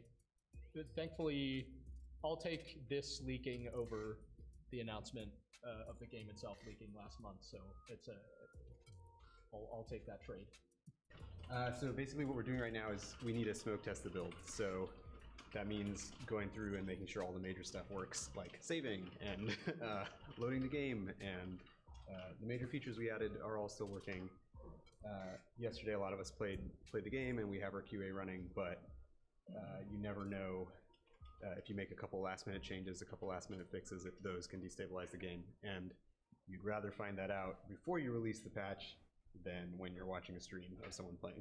These are all the small changes that went in from noon to 7:45 last night. You know, we found in one of the new maps something blocks your path, and we had to figure out why. Greg had to update the patch notes because of the changes that happened that afternoon. We made some last minute tuning to the new dead zone settings and to the new trove tuning. We found a huge bug where suddenly you couldn't cancel out of using the bow or the spear, and we probably would have gotten a lot of sad bow and spear users talking about that. So it's an example of the stuff we catch right at the end. And we have to make sure that any fixes to these don't like break the whole game. That is what we have to do. So yeah, that's the morning. That's what all our mornings are. So we got a bug yesterday where you would, when you entered the new mini boss room in Asphodel, you would sometimes just spawn in without riding the boat, and that doesn't happen with any other rooms. So that's a good sign, which means it's contained to just this room. And I just realized that it's a simple data issue. So when we build Asphodel rooms or any room, we have to like specifically say which directions you can enter from. Some rooms have exits on the left, some rooms have exits on the right. And for this room, because of copy pasting, a lot of times we copy paste data just because we have all the defaults set from a different room. This room had it set to left and right. So when you would enter from the right, it wouldn't find a boat going in that direction, and it would just spawn you in the center. So it's just a simple bug fix, but it's part of the process of creating new maps. A lot of times it's hard to test because the game's randomized, so I could play the game 100 times and there's technically still a probability that I'll always enter this room from the left, which is why a lot of times we do full team playtest right before a patch where everyone gets to play the game, and chances are we'll find one of those randomized bugs. Yeah, it's our first time doing it, first major update, so I really want to know what people think about the changes we added. There's also some like, will this update, you know, answer all their hopes and dreams for what they wanted to see in an update that comes a month later. So there's going to be a lot that we're going to learn really fast, maybe in a couple hours or a couple days, about how this process is going to go for the next however long it takes us. This is Jenkins. He is our build server. He creates builds for us. Current configuration I have set up to push the actual build live. So this is a dangerous button to never hit at a time when we don't actually want to hit it, but I am going to hit it now after double checking everything is properly going. This upload is pretty fast. It takes about 3 minutes or so. And then once that goes, we will verify that everybody has it on the Epic launcher, though of course on Epic's backend it can also take a little bit of time to propagate. This is a good patch. Patch is live because my mom is calling me. Hey mom, that's not a good Tab. Now they'll start propagating it. I'm setting up some yes, but like it's going very fast. The Epic macros side to does make never my take job place. here a little bit easier. That's a lucky number in Can Chinese. tap 3 times. I mean, It means we have don't numbers die. all over the place. Not die. Auspicious patch. Yeah. I mean, No death. Jenkins says 54 for something. The actual build number is 12868. You know, All we're right, Gavin. internally publicly this is patch 7. So pick a number, whatever your Right. favorite number is, you can I'm use. out. Next to it. Tap 3 times and hit enter. Auto updates on, so yeah, just launch and then it should. There we go. Sweet. Boom. It's done. Shit.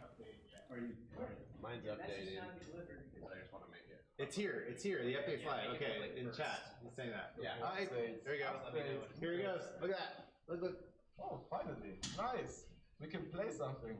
Head Simulator update. Boom. Curl's updating, guys. Yes. Damn, his internet's like his internet is way better than our internet. Okay. There you go. Here we go. Okay, now the question is, should I use the bomb or should I go into the Bloodgate? Like, Bloodgate is, I want to see the Bloodgate. Bloodgate. I will reach through the internet. Throttle the sky. What's in here? Come There on. we go. There we go. Oh. This is the new god probably. This is not someone I have, it's the name of Hades.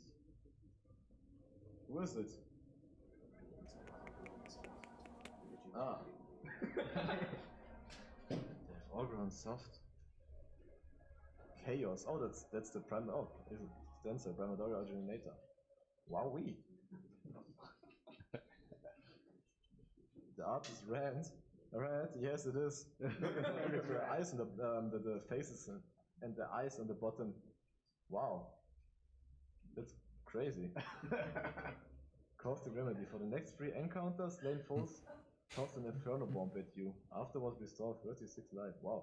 For next 2 encounters, each time you special suffer after what? Oh Type wow, that's a number, pretty good tap thing 16 because times, who enter. needs special abilities? That's crazy. This guy hates specials real hard. For the next 3 encounters, each time you attack. Wow. 1, 2, 3, 4, 5, 6, 7, 8, 9, 10, 11, 12, 13, 14, 15, 16. Wait, what? 1, 2, 3, 4, 5, 6, 7, 8, 10, 11, 12, 13, 14, 15, 16. 1, 2, 3, 4, 5, 6, 7, 8, 9, 10, 11, 12, 13, 14, 15. Today 16. is Monday, February 11th, and it is the day before our second major update goes live. It's the Good Times update, where we're releasing the God of Wine, Dionysus, and our new ultimate weapon called the Adamant Rail, which I'm taking one last look at before we ship it. One of the things that can really help with creative problems is to give yourself a little bit of space. So we took a little time, thought about that move and fire weapon a little more, and realized in our hearts what we really wanted out of the weapon was for it to like feel and operate like a gun. And so we ended up going in a direction where you could still stand still by Stop eating. fire. The Stop eating secondary and is a stick off grenade. my computer. And Greg It's not, had to that's make not sense of it, poggers. so he called it Exagrip, the Adamant Rail. It's a firearm that is a precursor to all other Don't you firearms think the in the world. Japanese hate The weapons Americans are just for the dangerous and have to be bombs? locked away Bomb? No. by the gods. They probably So should that's where though. we ended up through the power of figuring it out, waiting on it a bit, and Because seeing what we the really need from it. bombs were entirely last we useless. spoke, we had just launched Didn't accomplish anything. our first major update, and here we are, about 24 hours away from We the just launch of our bombed second major the Japanese update. so This that one they would is more like unconditionally the surrender real to thing in a us. way, because now that we've done the full cycle once before and having done it a second time, We dropped the bomb on them so that they would unconditionally surrender to us before Russia or the Soviet Union invaded Japan. and got in on the unconditional surrender, because they would have unconditionally surrendered once they found out that Soviet Union wasn't going to help them and was in fact going to invade them.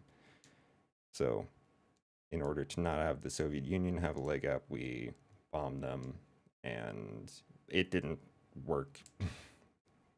Like their fucking war committee still like drug their feet and really didn't care about people dying. They still wanted like their best possible deal. All they wanted was the emperor not to die. That was like their biggest thing. Like, as long as we weren't going to kill their emperor, they probably would have surrendered, but we didn't want to give them a conditional surrender. So we bombed 2 of their cities. And it would have had the exact same effect if we just demonstrated the power of the nuclear bomb elsewhere. Because that's all they, in like the emperor's like statement to like the people about their surrender, he like talked about like the destructive power of the atomic bomb. The entire statement could have been the exact same thing if the bomb had not been dropped on their cities. We just had to demonstrate it. We could have nuked one of their we could have nuked one of their bases, even if we wanted to kill some of their people. We didn't have to nuke their cities. We didn't have to do any of it. They were looking for a way to surrender. They just wanted a conditional surrender. How are you just to chat? Actually, when it's kind of funny. I took Japanese in college, and my Japanese teacher, she's from Japan. She's been in America for a very long time, like 10 or 20 years. I think 20 years she'd been in America. She was like maybe 50 or something like that. If I'm American, I visit Japan. I wonder what must be on their mind. It's not on their mind. I mean, I'm not saying it's on none of their minds, but I don't think the Japanese people think about it that much, really. My Japanese teacher, when we talked about the bomb, she said it was a terrible thing, but it was a thing that prevented more loss of life. So it was a bad thing that was to stop an even worse thing. And that's not true. Like, that's the lie that we're told about the nuclear bomb, that it was necessary to stop the war. It was not necessary to stop the war. There's lots of evidence that it was not necessary to stop the war.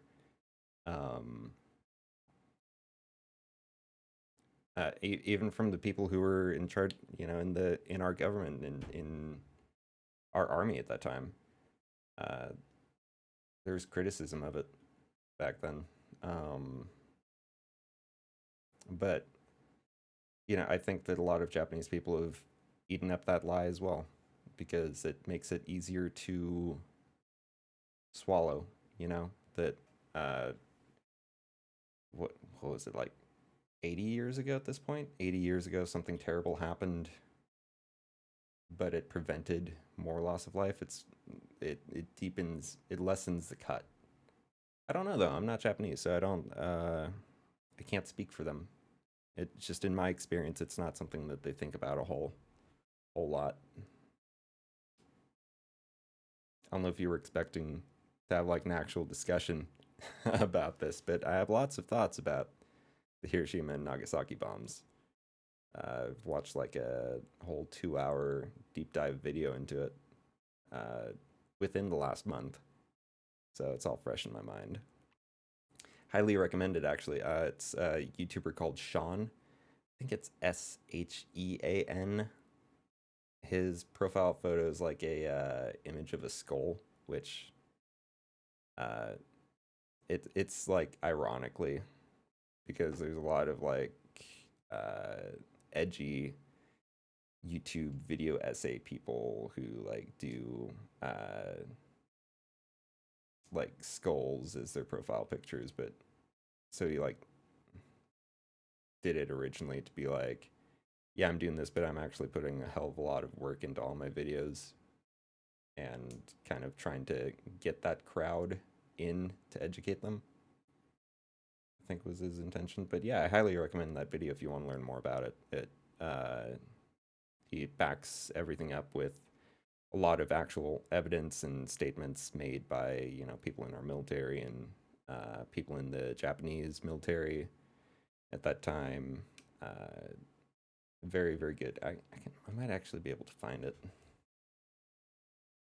I mean, it's a 2-hour video, so I kind of have doubts that you'd want to actually watch it, but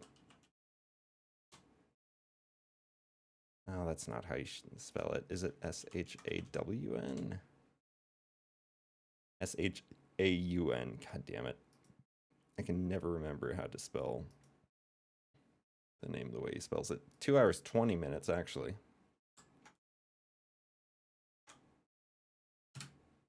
Here you go, just a chat. If you want a movie length video to watch about dropping the bomb, that's the one to watch. That's a really fantastic video. Also, how are you? If you're still here.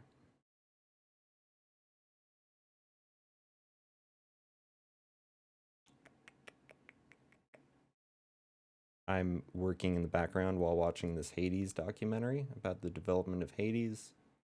I can't show the work that I'm doing. Oh, there's no cats anymore, damn it. Oh well. They stuck around for like an hour and a half, so time to pack up the cat cam and change my title.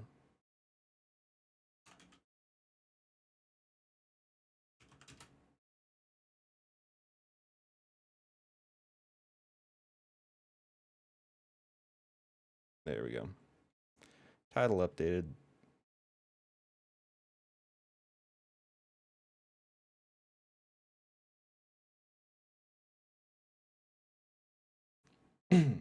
Right now I'm in the midst of writing down all of the boring actions that I do on my keyboard while I do this data input stuff. So I can make macros, say just a button on my mouse to make it go Control N, paste, enter, which saves me from having to do Control N and Control V and then enter. And right now I'm in the midst of trying to figure out how to get it to tab through to the proper button on a window in the program I'm using, which I wish I could show because it's kind of interesting, but I can't. Press enter on the right thing. Trying to automate it as much as possible because I have like something like 200 more things to go through on this list. I think I've gotten through like maybe 50 of them. I have like maybe 150 to 200 more to go, which is not poggers.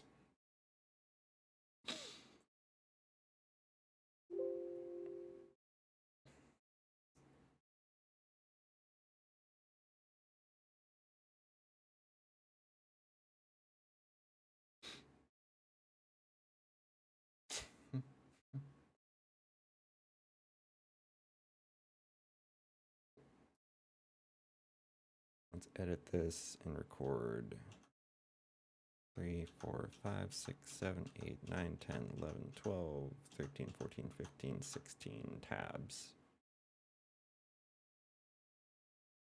If that's reliable. I'm gonna keep playing this.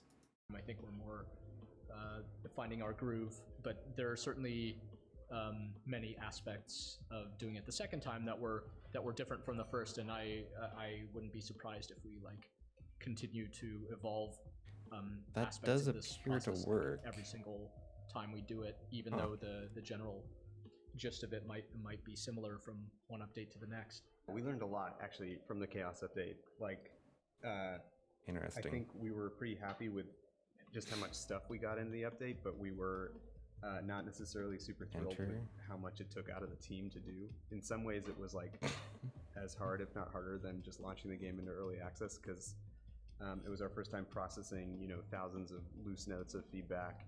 We made some key changes since our first update, basically like reducing the amount of time Copy. for raw new like feature work, so that there's more time to polish and iterate on the new features that are there.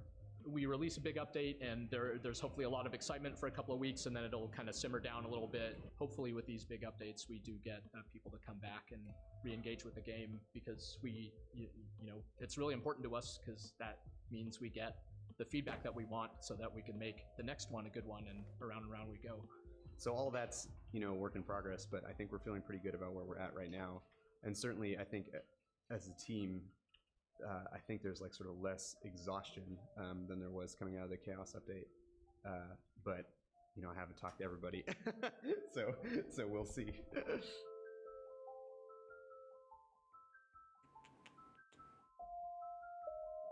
Let's see, I can tap here.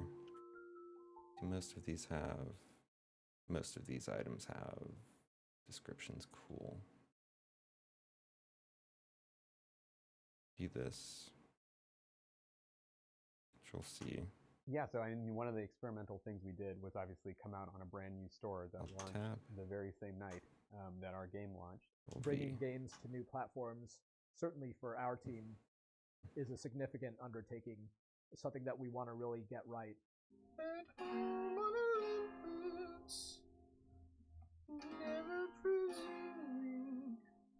The underworld is sealed off. What you're attempting is impossible. You've seen what happens when you go too far. What are you doing, Zagreus? The underworld is sealed off. What you're attempting is impossible. You've seen what happens when you go too far. Okay.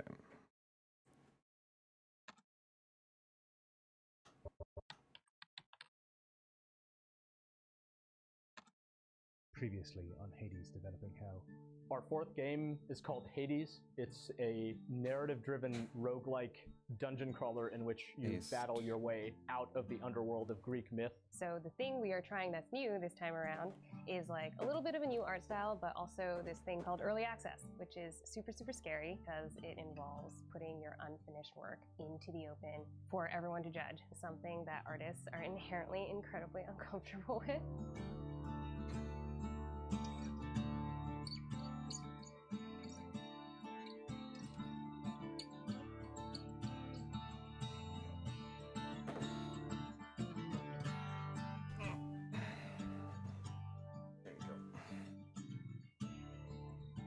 Cat jumped up on my desk. Do I hate studying? Depends what I'm studying. It is April 23rd. What do you have in mind? I've been sick for Like what kind of approximately 2 studying? weeks. I am today working on many things, including rendering out a bunch of the voiceover that we've been recording with a bunch of different actors. I myself have to record a bunch of voiceover, which we'll see how that goes, as I'm under the weather. And I need to finish like 1.5 new pieces of music soon. The update is coming out May 7th, so we have exactly 2 weeks. And so of actual time that I can put stuff into the game, we maybe have like a week and a half. Okay, so I can click on the description. Copy, Alt-Tab, Only paste. on, I guess, Pyre did I discover that Logic had the feature where you could like render a bunch of stuff at the same time. A bunch of individual Yeah, let's things set at up the this same time. hotkey. So that's been really helpful since then. Otherwise, I used to do them one by one. I pick the takes during the recording process now, where I used to have to spend a bunch of time like selecting takes and comping stuff, and we just like pick the take during the thing, and then I have a friend of mine, Brad Hagman, who's worked on Pyre and this game, does all the VO editing for me. So he takes, based on what we declare is the winner take, he takes that take and cleans it up and puts it on this track that I call selects, and he edits it to the proper format, gets rid of stuff, he'll get rid of it or pick a different take. My ears are starting to and then hurt. I can just put the effects on and render it like all at once, and it just saves such a bunch of time. I used to spend so much time doing that. There was construction happening below my apartment. It was basically the entire production of Transistor. No. So Logan and I had to like. I am working right now. Okay, the hammering stopped. Do a take. I'm sorry, you can't be up on my lap right now. I'm working. Check. Hey, I think I should probably close that door actually. Okay, oh my god. Yeah, a little bit. Down a little bit. I don't even remember what the last thing that was recorded in here was. I have no idea. Death area. So this is when I arrive back. And my neck hurts. In the House of Hades I'd after have to take a break killed by soon. the bull. Might have been so hard. It's one bad bull. It's one bad bull. Control C. Tab. It's one bad Control bull. V. First take. H24. That was H23. H24. Oh, I got the horns. 1, 2, 3. I got the horns. Enter.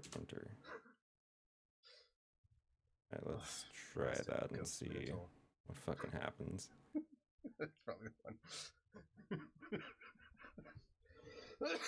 Oh, Jesus. I'm also trying to get like this new piece of music that I've just started to a place where I can record some drums for it on Friday. So I need to have like the form decided and ready to go by then, because I record drums at home because I got an electronic drum set there. So right now I have like riffs that I think are cool. I need to like get better at so I can play them well enough to sound good. Because I'm trying to write like stuff that's like slightly beyond my normal comfort zone of stuff I like to play on guitar, you know. It's like I'm trying to go a little more metal than my, you know, natural tendency for this Elysium stuff. In an emergency, I can fake that by like, you know, doing it in pieces and editing it together, or slowing it down and recording it and speeding it up. But you know, I could do that if I have to, but I want to try and do it, you know, for real.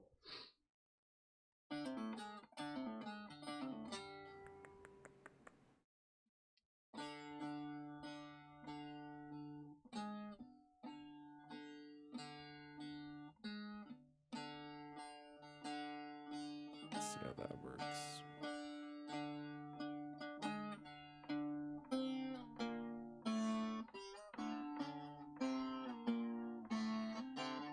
Most of me checking out other types of music for inspiration and figuring out what the instrumentation is going to be like happens at the beginning of the project, more sort of broadly for the project as a whole. Nice. Then That works. from song to song.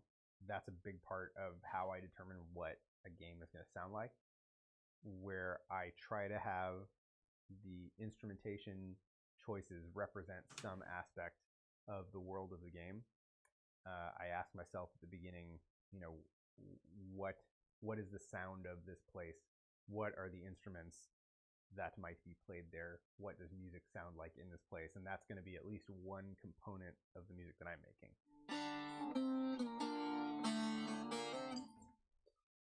Pick it up from there. And I still need to do a mix and stuff on this, a proper mix. Like I've got all the stuff roughed out, but like all the pieces have like an intro section that's just like a synth pad essentially with some light percussion and like a little pulsing bass, like all the stuff that plays while you are actually doing a run from room to room. And then there's like This an is a acoustic macro that works. folk instrument sort of version of the thing, and then there's the second part is like the same form again, essentially in like a intense, harder rocking version of it. So the harder rocking thing is basically that's pretty much done. I need to tweak the mix on it a little bit, but I have the acoustic part is not done, and the mix on the rest is not done. So I can let me show you just a.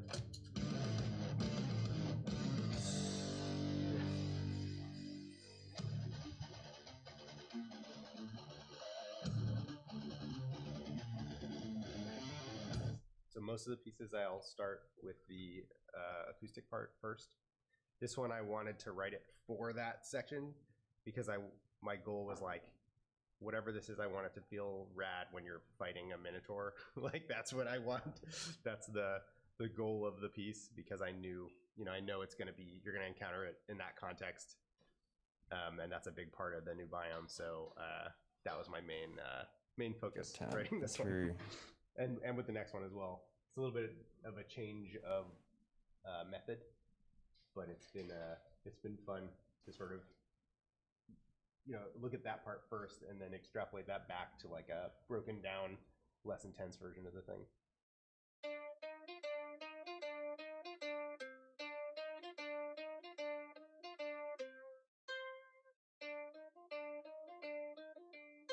Man, this is going to save me so much time once I have these macros all set up.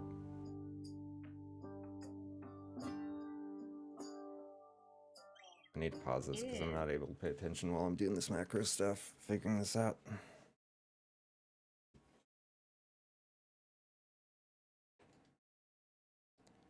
Let's see, do an Alt tab.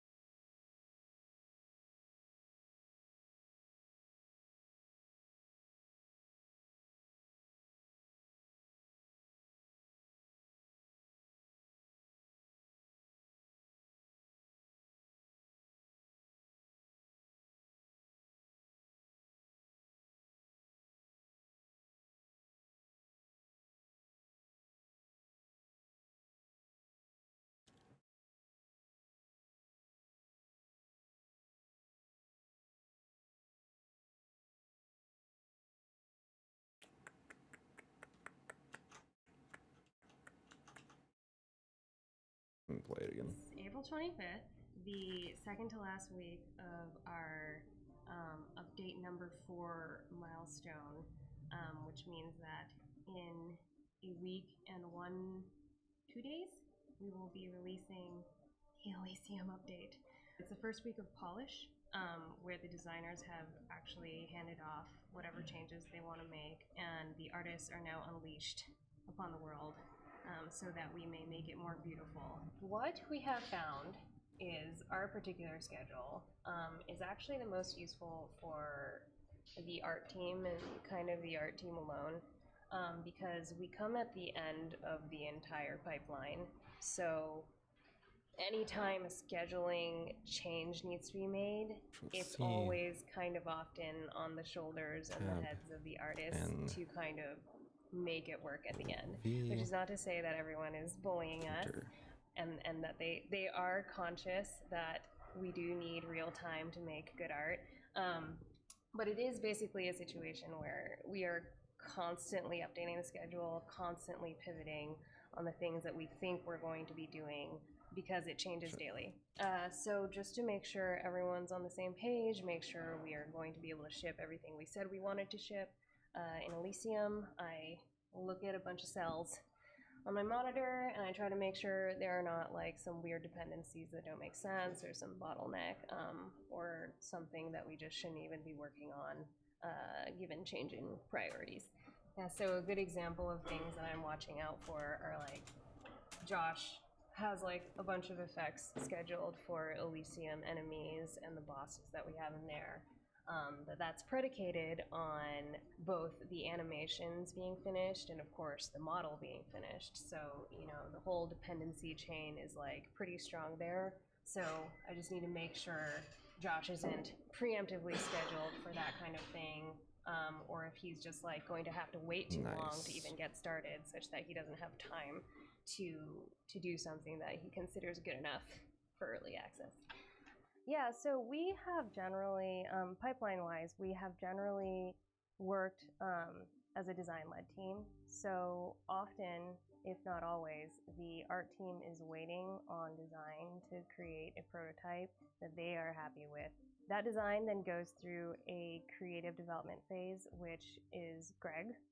It's mostly Greg's work, and he like delves deep into his creative recesses.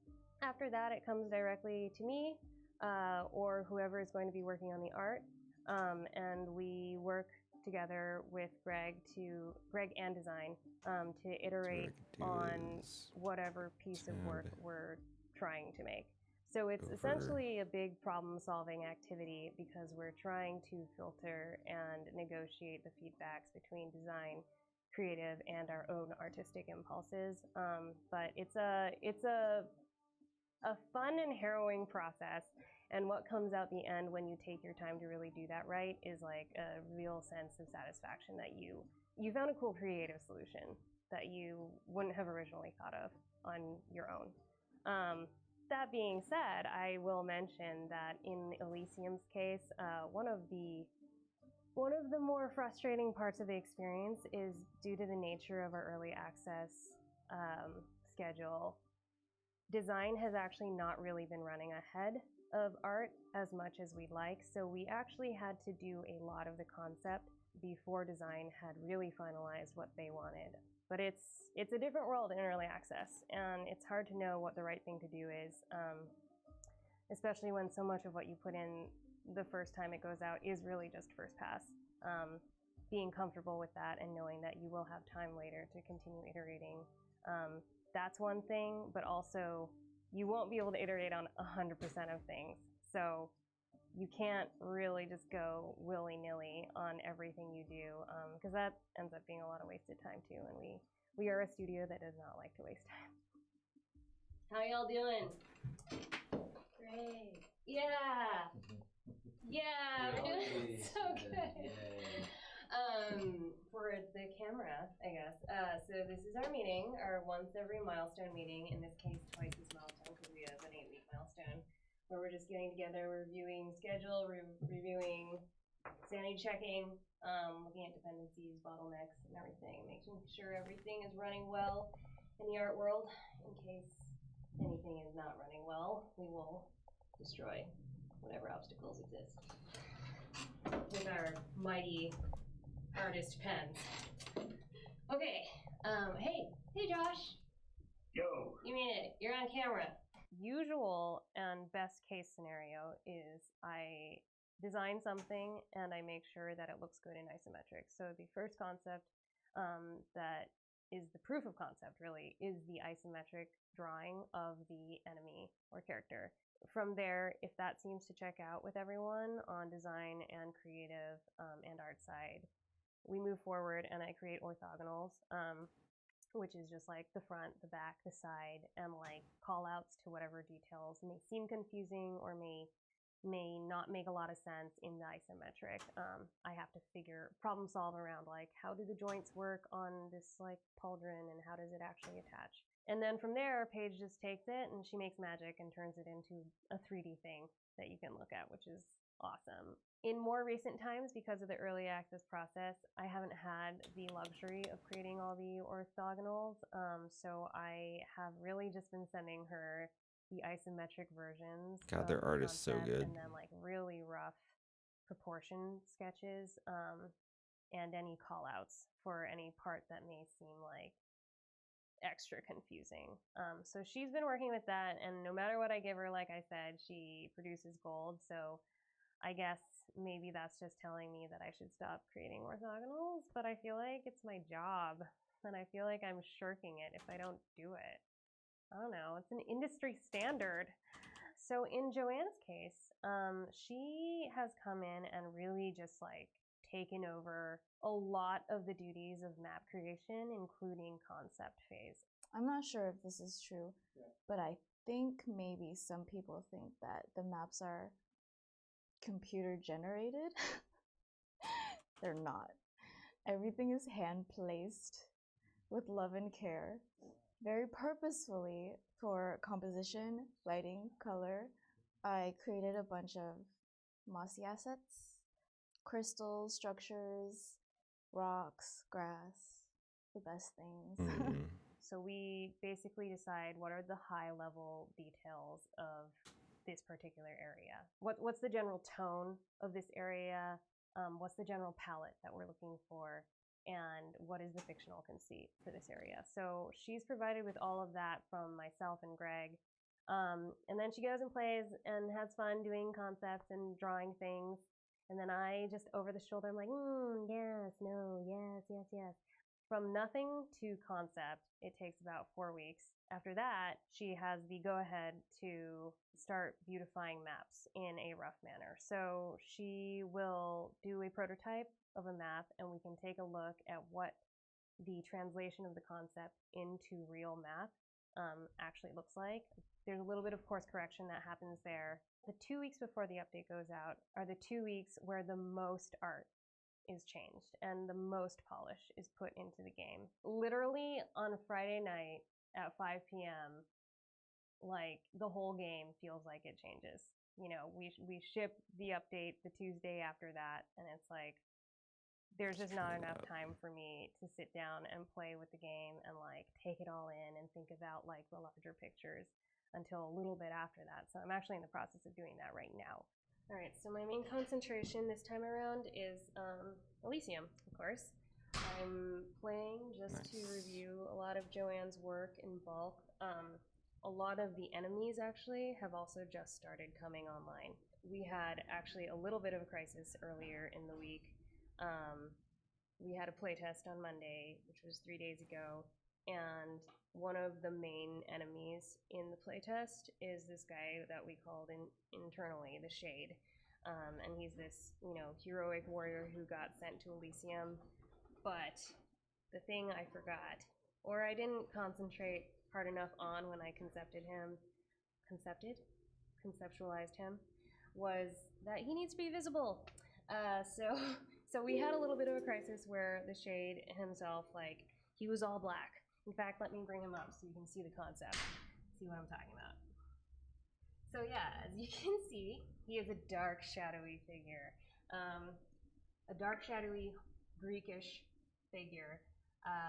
And he was actually concepted before anything in Elysium had actually become concrete as far as the environment was concerned. So, you know, my attempts to predict visibility issues were like, let's give them these like really bright magenta and blue tones so that they pop out from the background. As it turns out, Elysium is a lot of blue and a lot of black because we're using a lot of black in our game in general. It's still supposed to be kind of this shadowy, cavernous place. So what happened is this character or this enemy just basically got lost. There was the nuclear option of completely inverting this guy's color, turning him white in case we couldn't find some other solution. But as it turns out, you know, with a little bit of post-processing, which is a thing we do on all of our enemies, and a bit of a texture update, which to better reflect what was conceived here, it seems like it's going to be okay.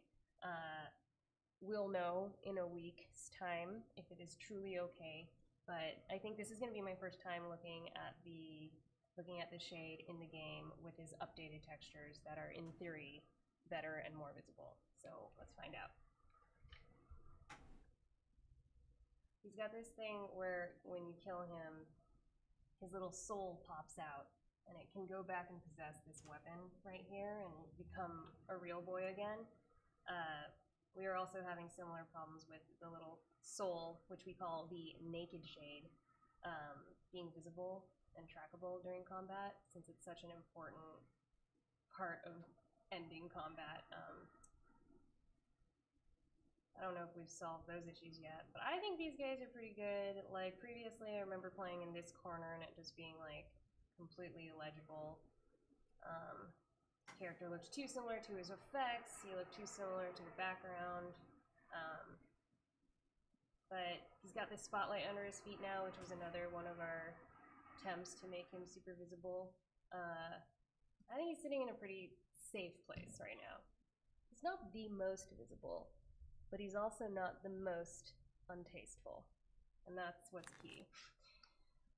That, in a nutshell, is how art and design works together.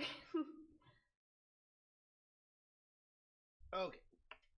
So I've got a riff that I like, that I've been trying to get better at playing, that I want to have be the basis for this new piece. I was exploring it more last night. I think I've got a structure in mind. I just need to sort of track a scratch guitar track, lay that down, and then I will play drums to that, and have the structure of the piece all fleshed out, before I do the drums. And then I'll just do a billion takes of drums and comp together a good take and edit that, and that's the plan.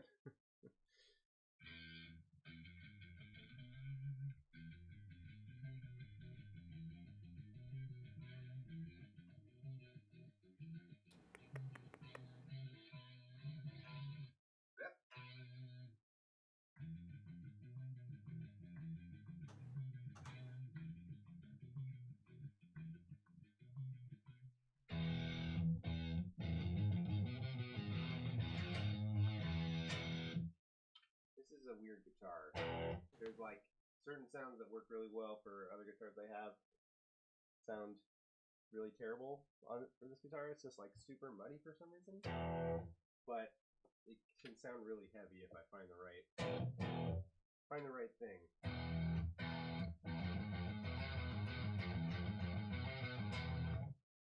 Is it metal? It's not metal. It's rockin'. It's not metal. Doesn't sound like it belongs in hell. Tab right. Control Always C. tweak it. Tab. But I like to start from I can always tweak the sounds, but I like to. There's so many presets on here that are really spectacular that it's actually just more practical to like pick a really close preset and then tweak as needed. Just because there's just so many options that like one of them is gonna be pretty close. To what I'm looking for. So yeah, I mean I've got a couple that are pretty close, but I'm trying to see if I can get closer. And then this is like a rat pedal equivalent, This is a flanger pedal, but you've got all these pedals over here, and all these different types of distortion, fuzz. Visually, you can tell kind of what pedal they're actually modeled after. Like this is like a Memory Man delay, and yeah, it's really easy to navigate. Very close.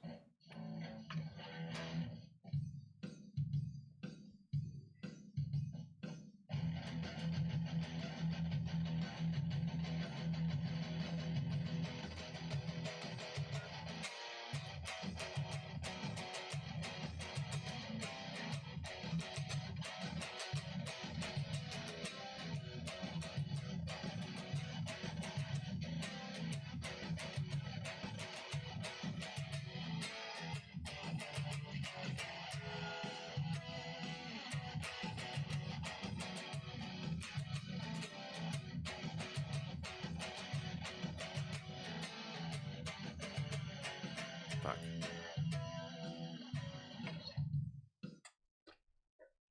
Just happened there. Plug in my drums and get going here. The idea is, the drums I have in there now are just to like give me the sort of the feel of the thing. It's just easier to play to that for me than a click. So I have this sort of like temp drum track that I'm going to replace with like a real drum track. I'm gonna, have there be sections that are where I play different stuff and add some live energy into the piece, basically. So the way I've been doing it for Hades is I'll perform a drum part on my electronic kit, and record the MIDI output of that essentially into Logic and use the Logic drum sounds. And then I can sort of put together a perfect performance from a bunch of takes and sort of edit it as I see fit. But for a while, you'll see me sucking and scrambling or just trying to figure out like what the parts are, and the first like 10 takes are usually garbage, and then and then I start to figure out, okay, cool, this part should be like this, and so yeah, that's the idea.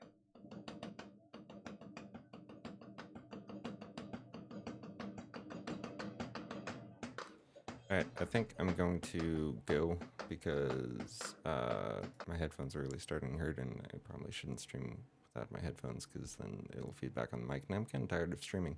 So, if anyone's there watching, thank you for watching. Follow if you're not followed, please. If you want, if you don't want, that's fine. Your choice. Yeah, thank you very much. I'm gonna take off. Put my little heart in the chat.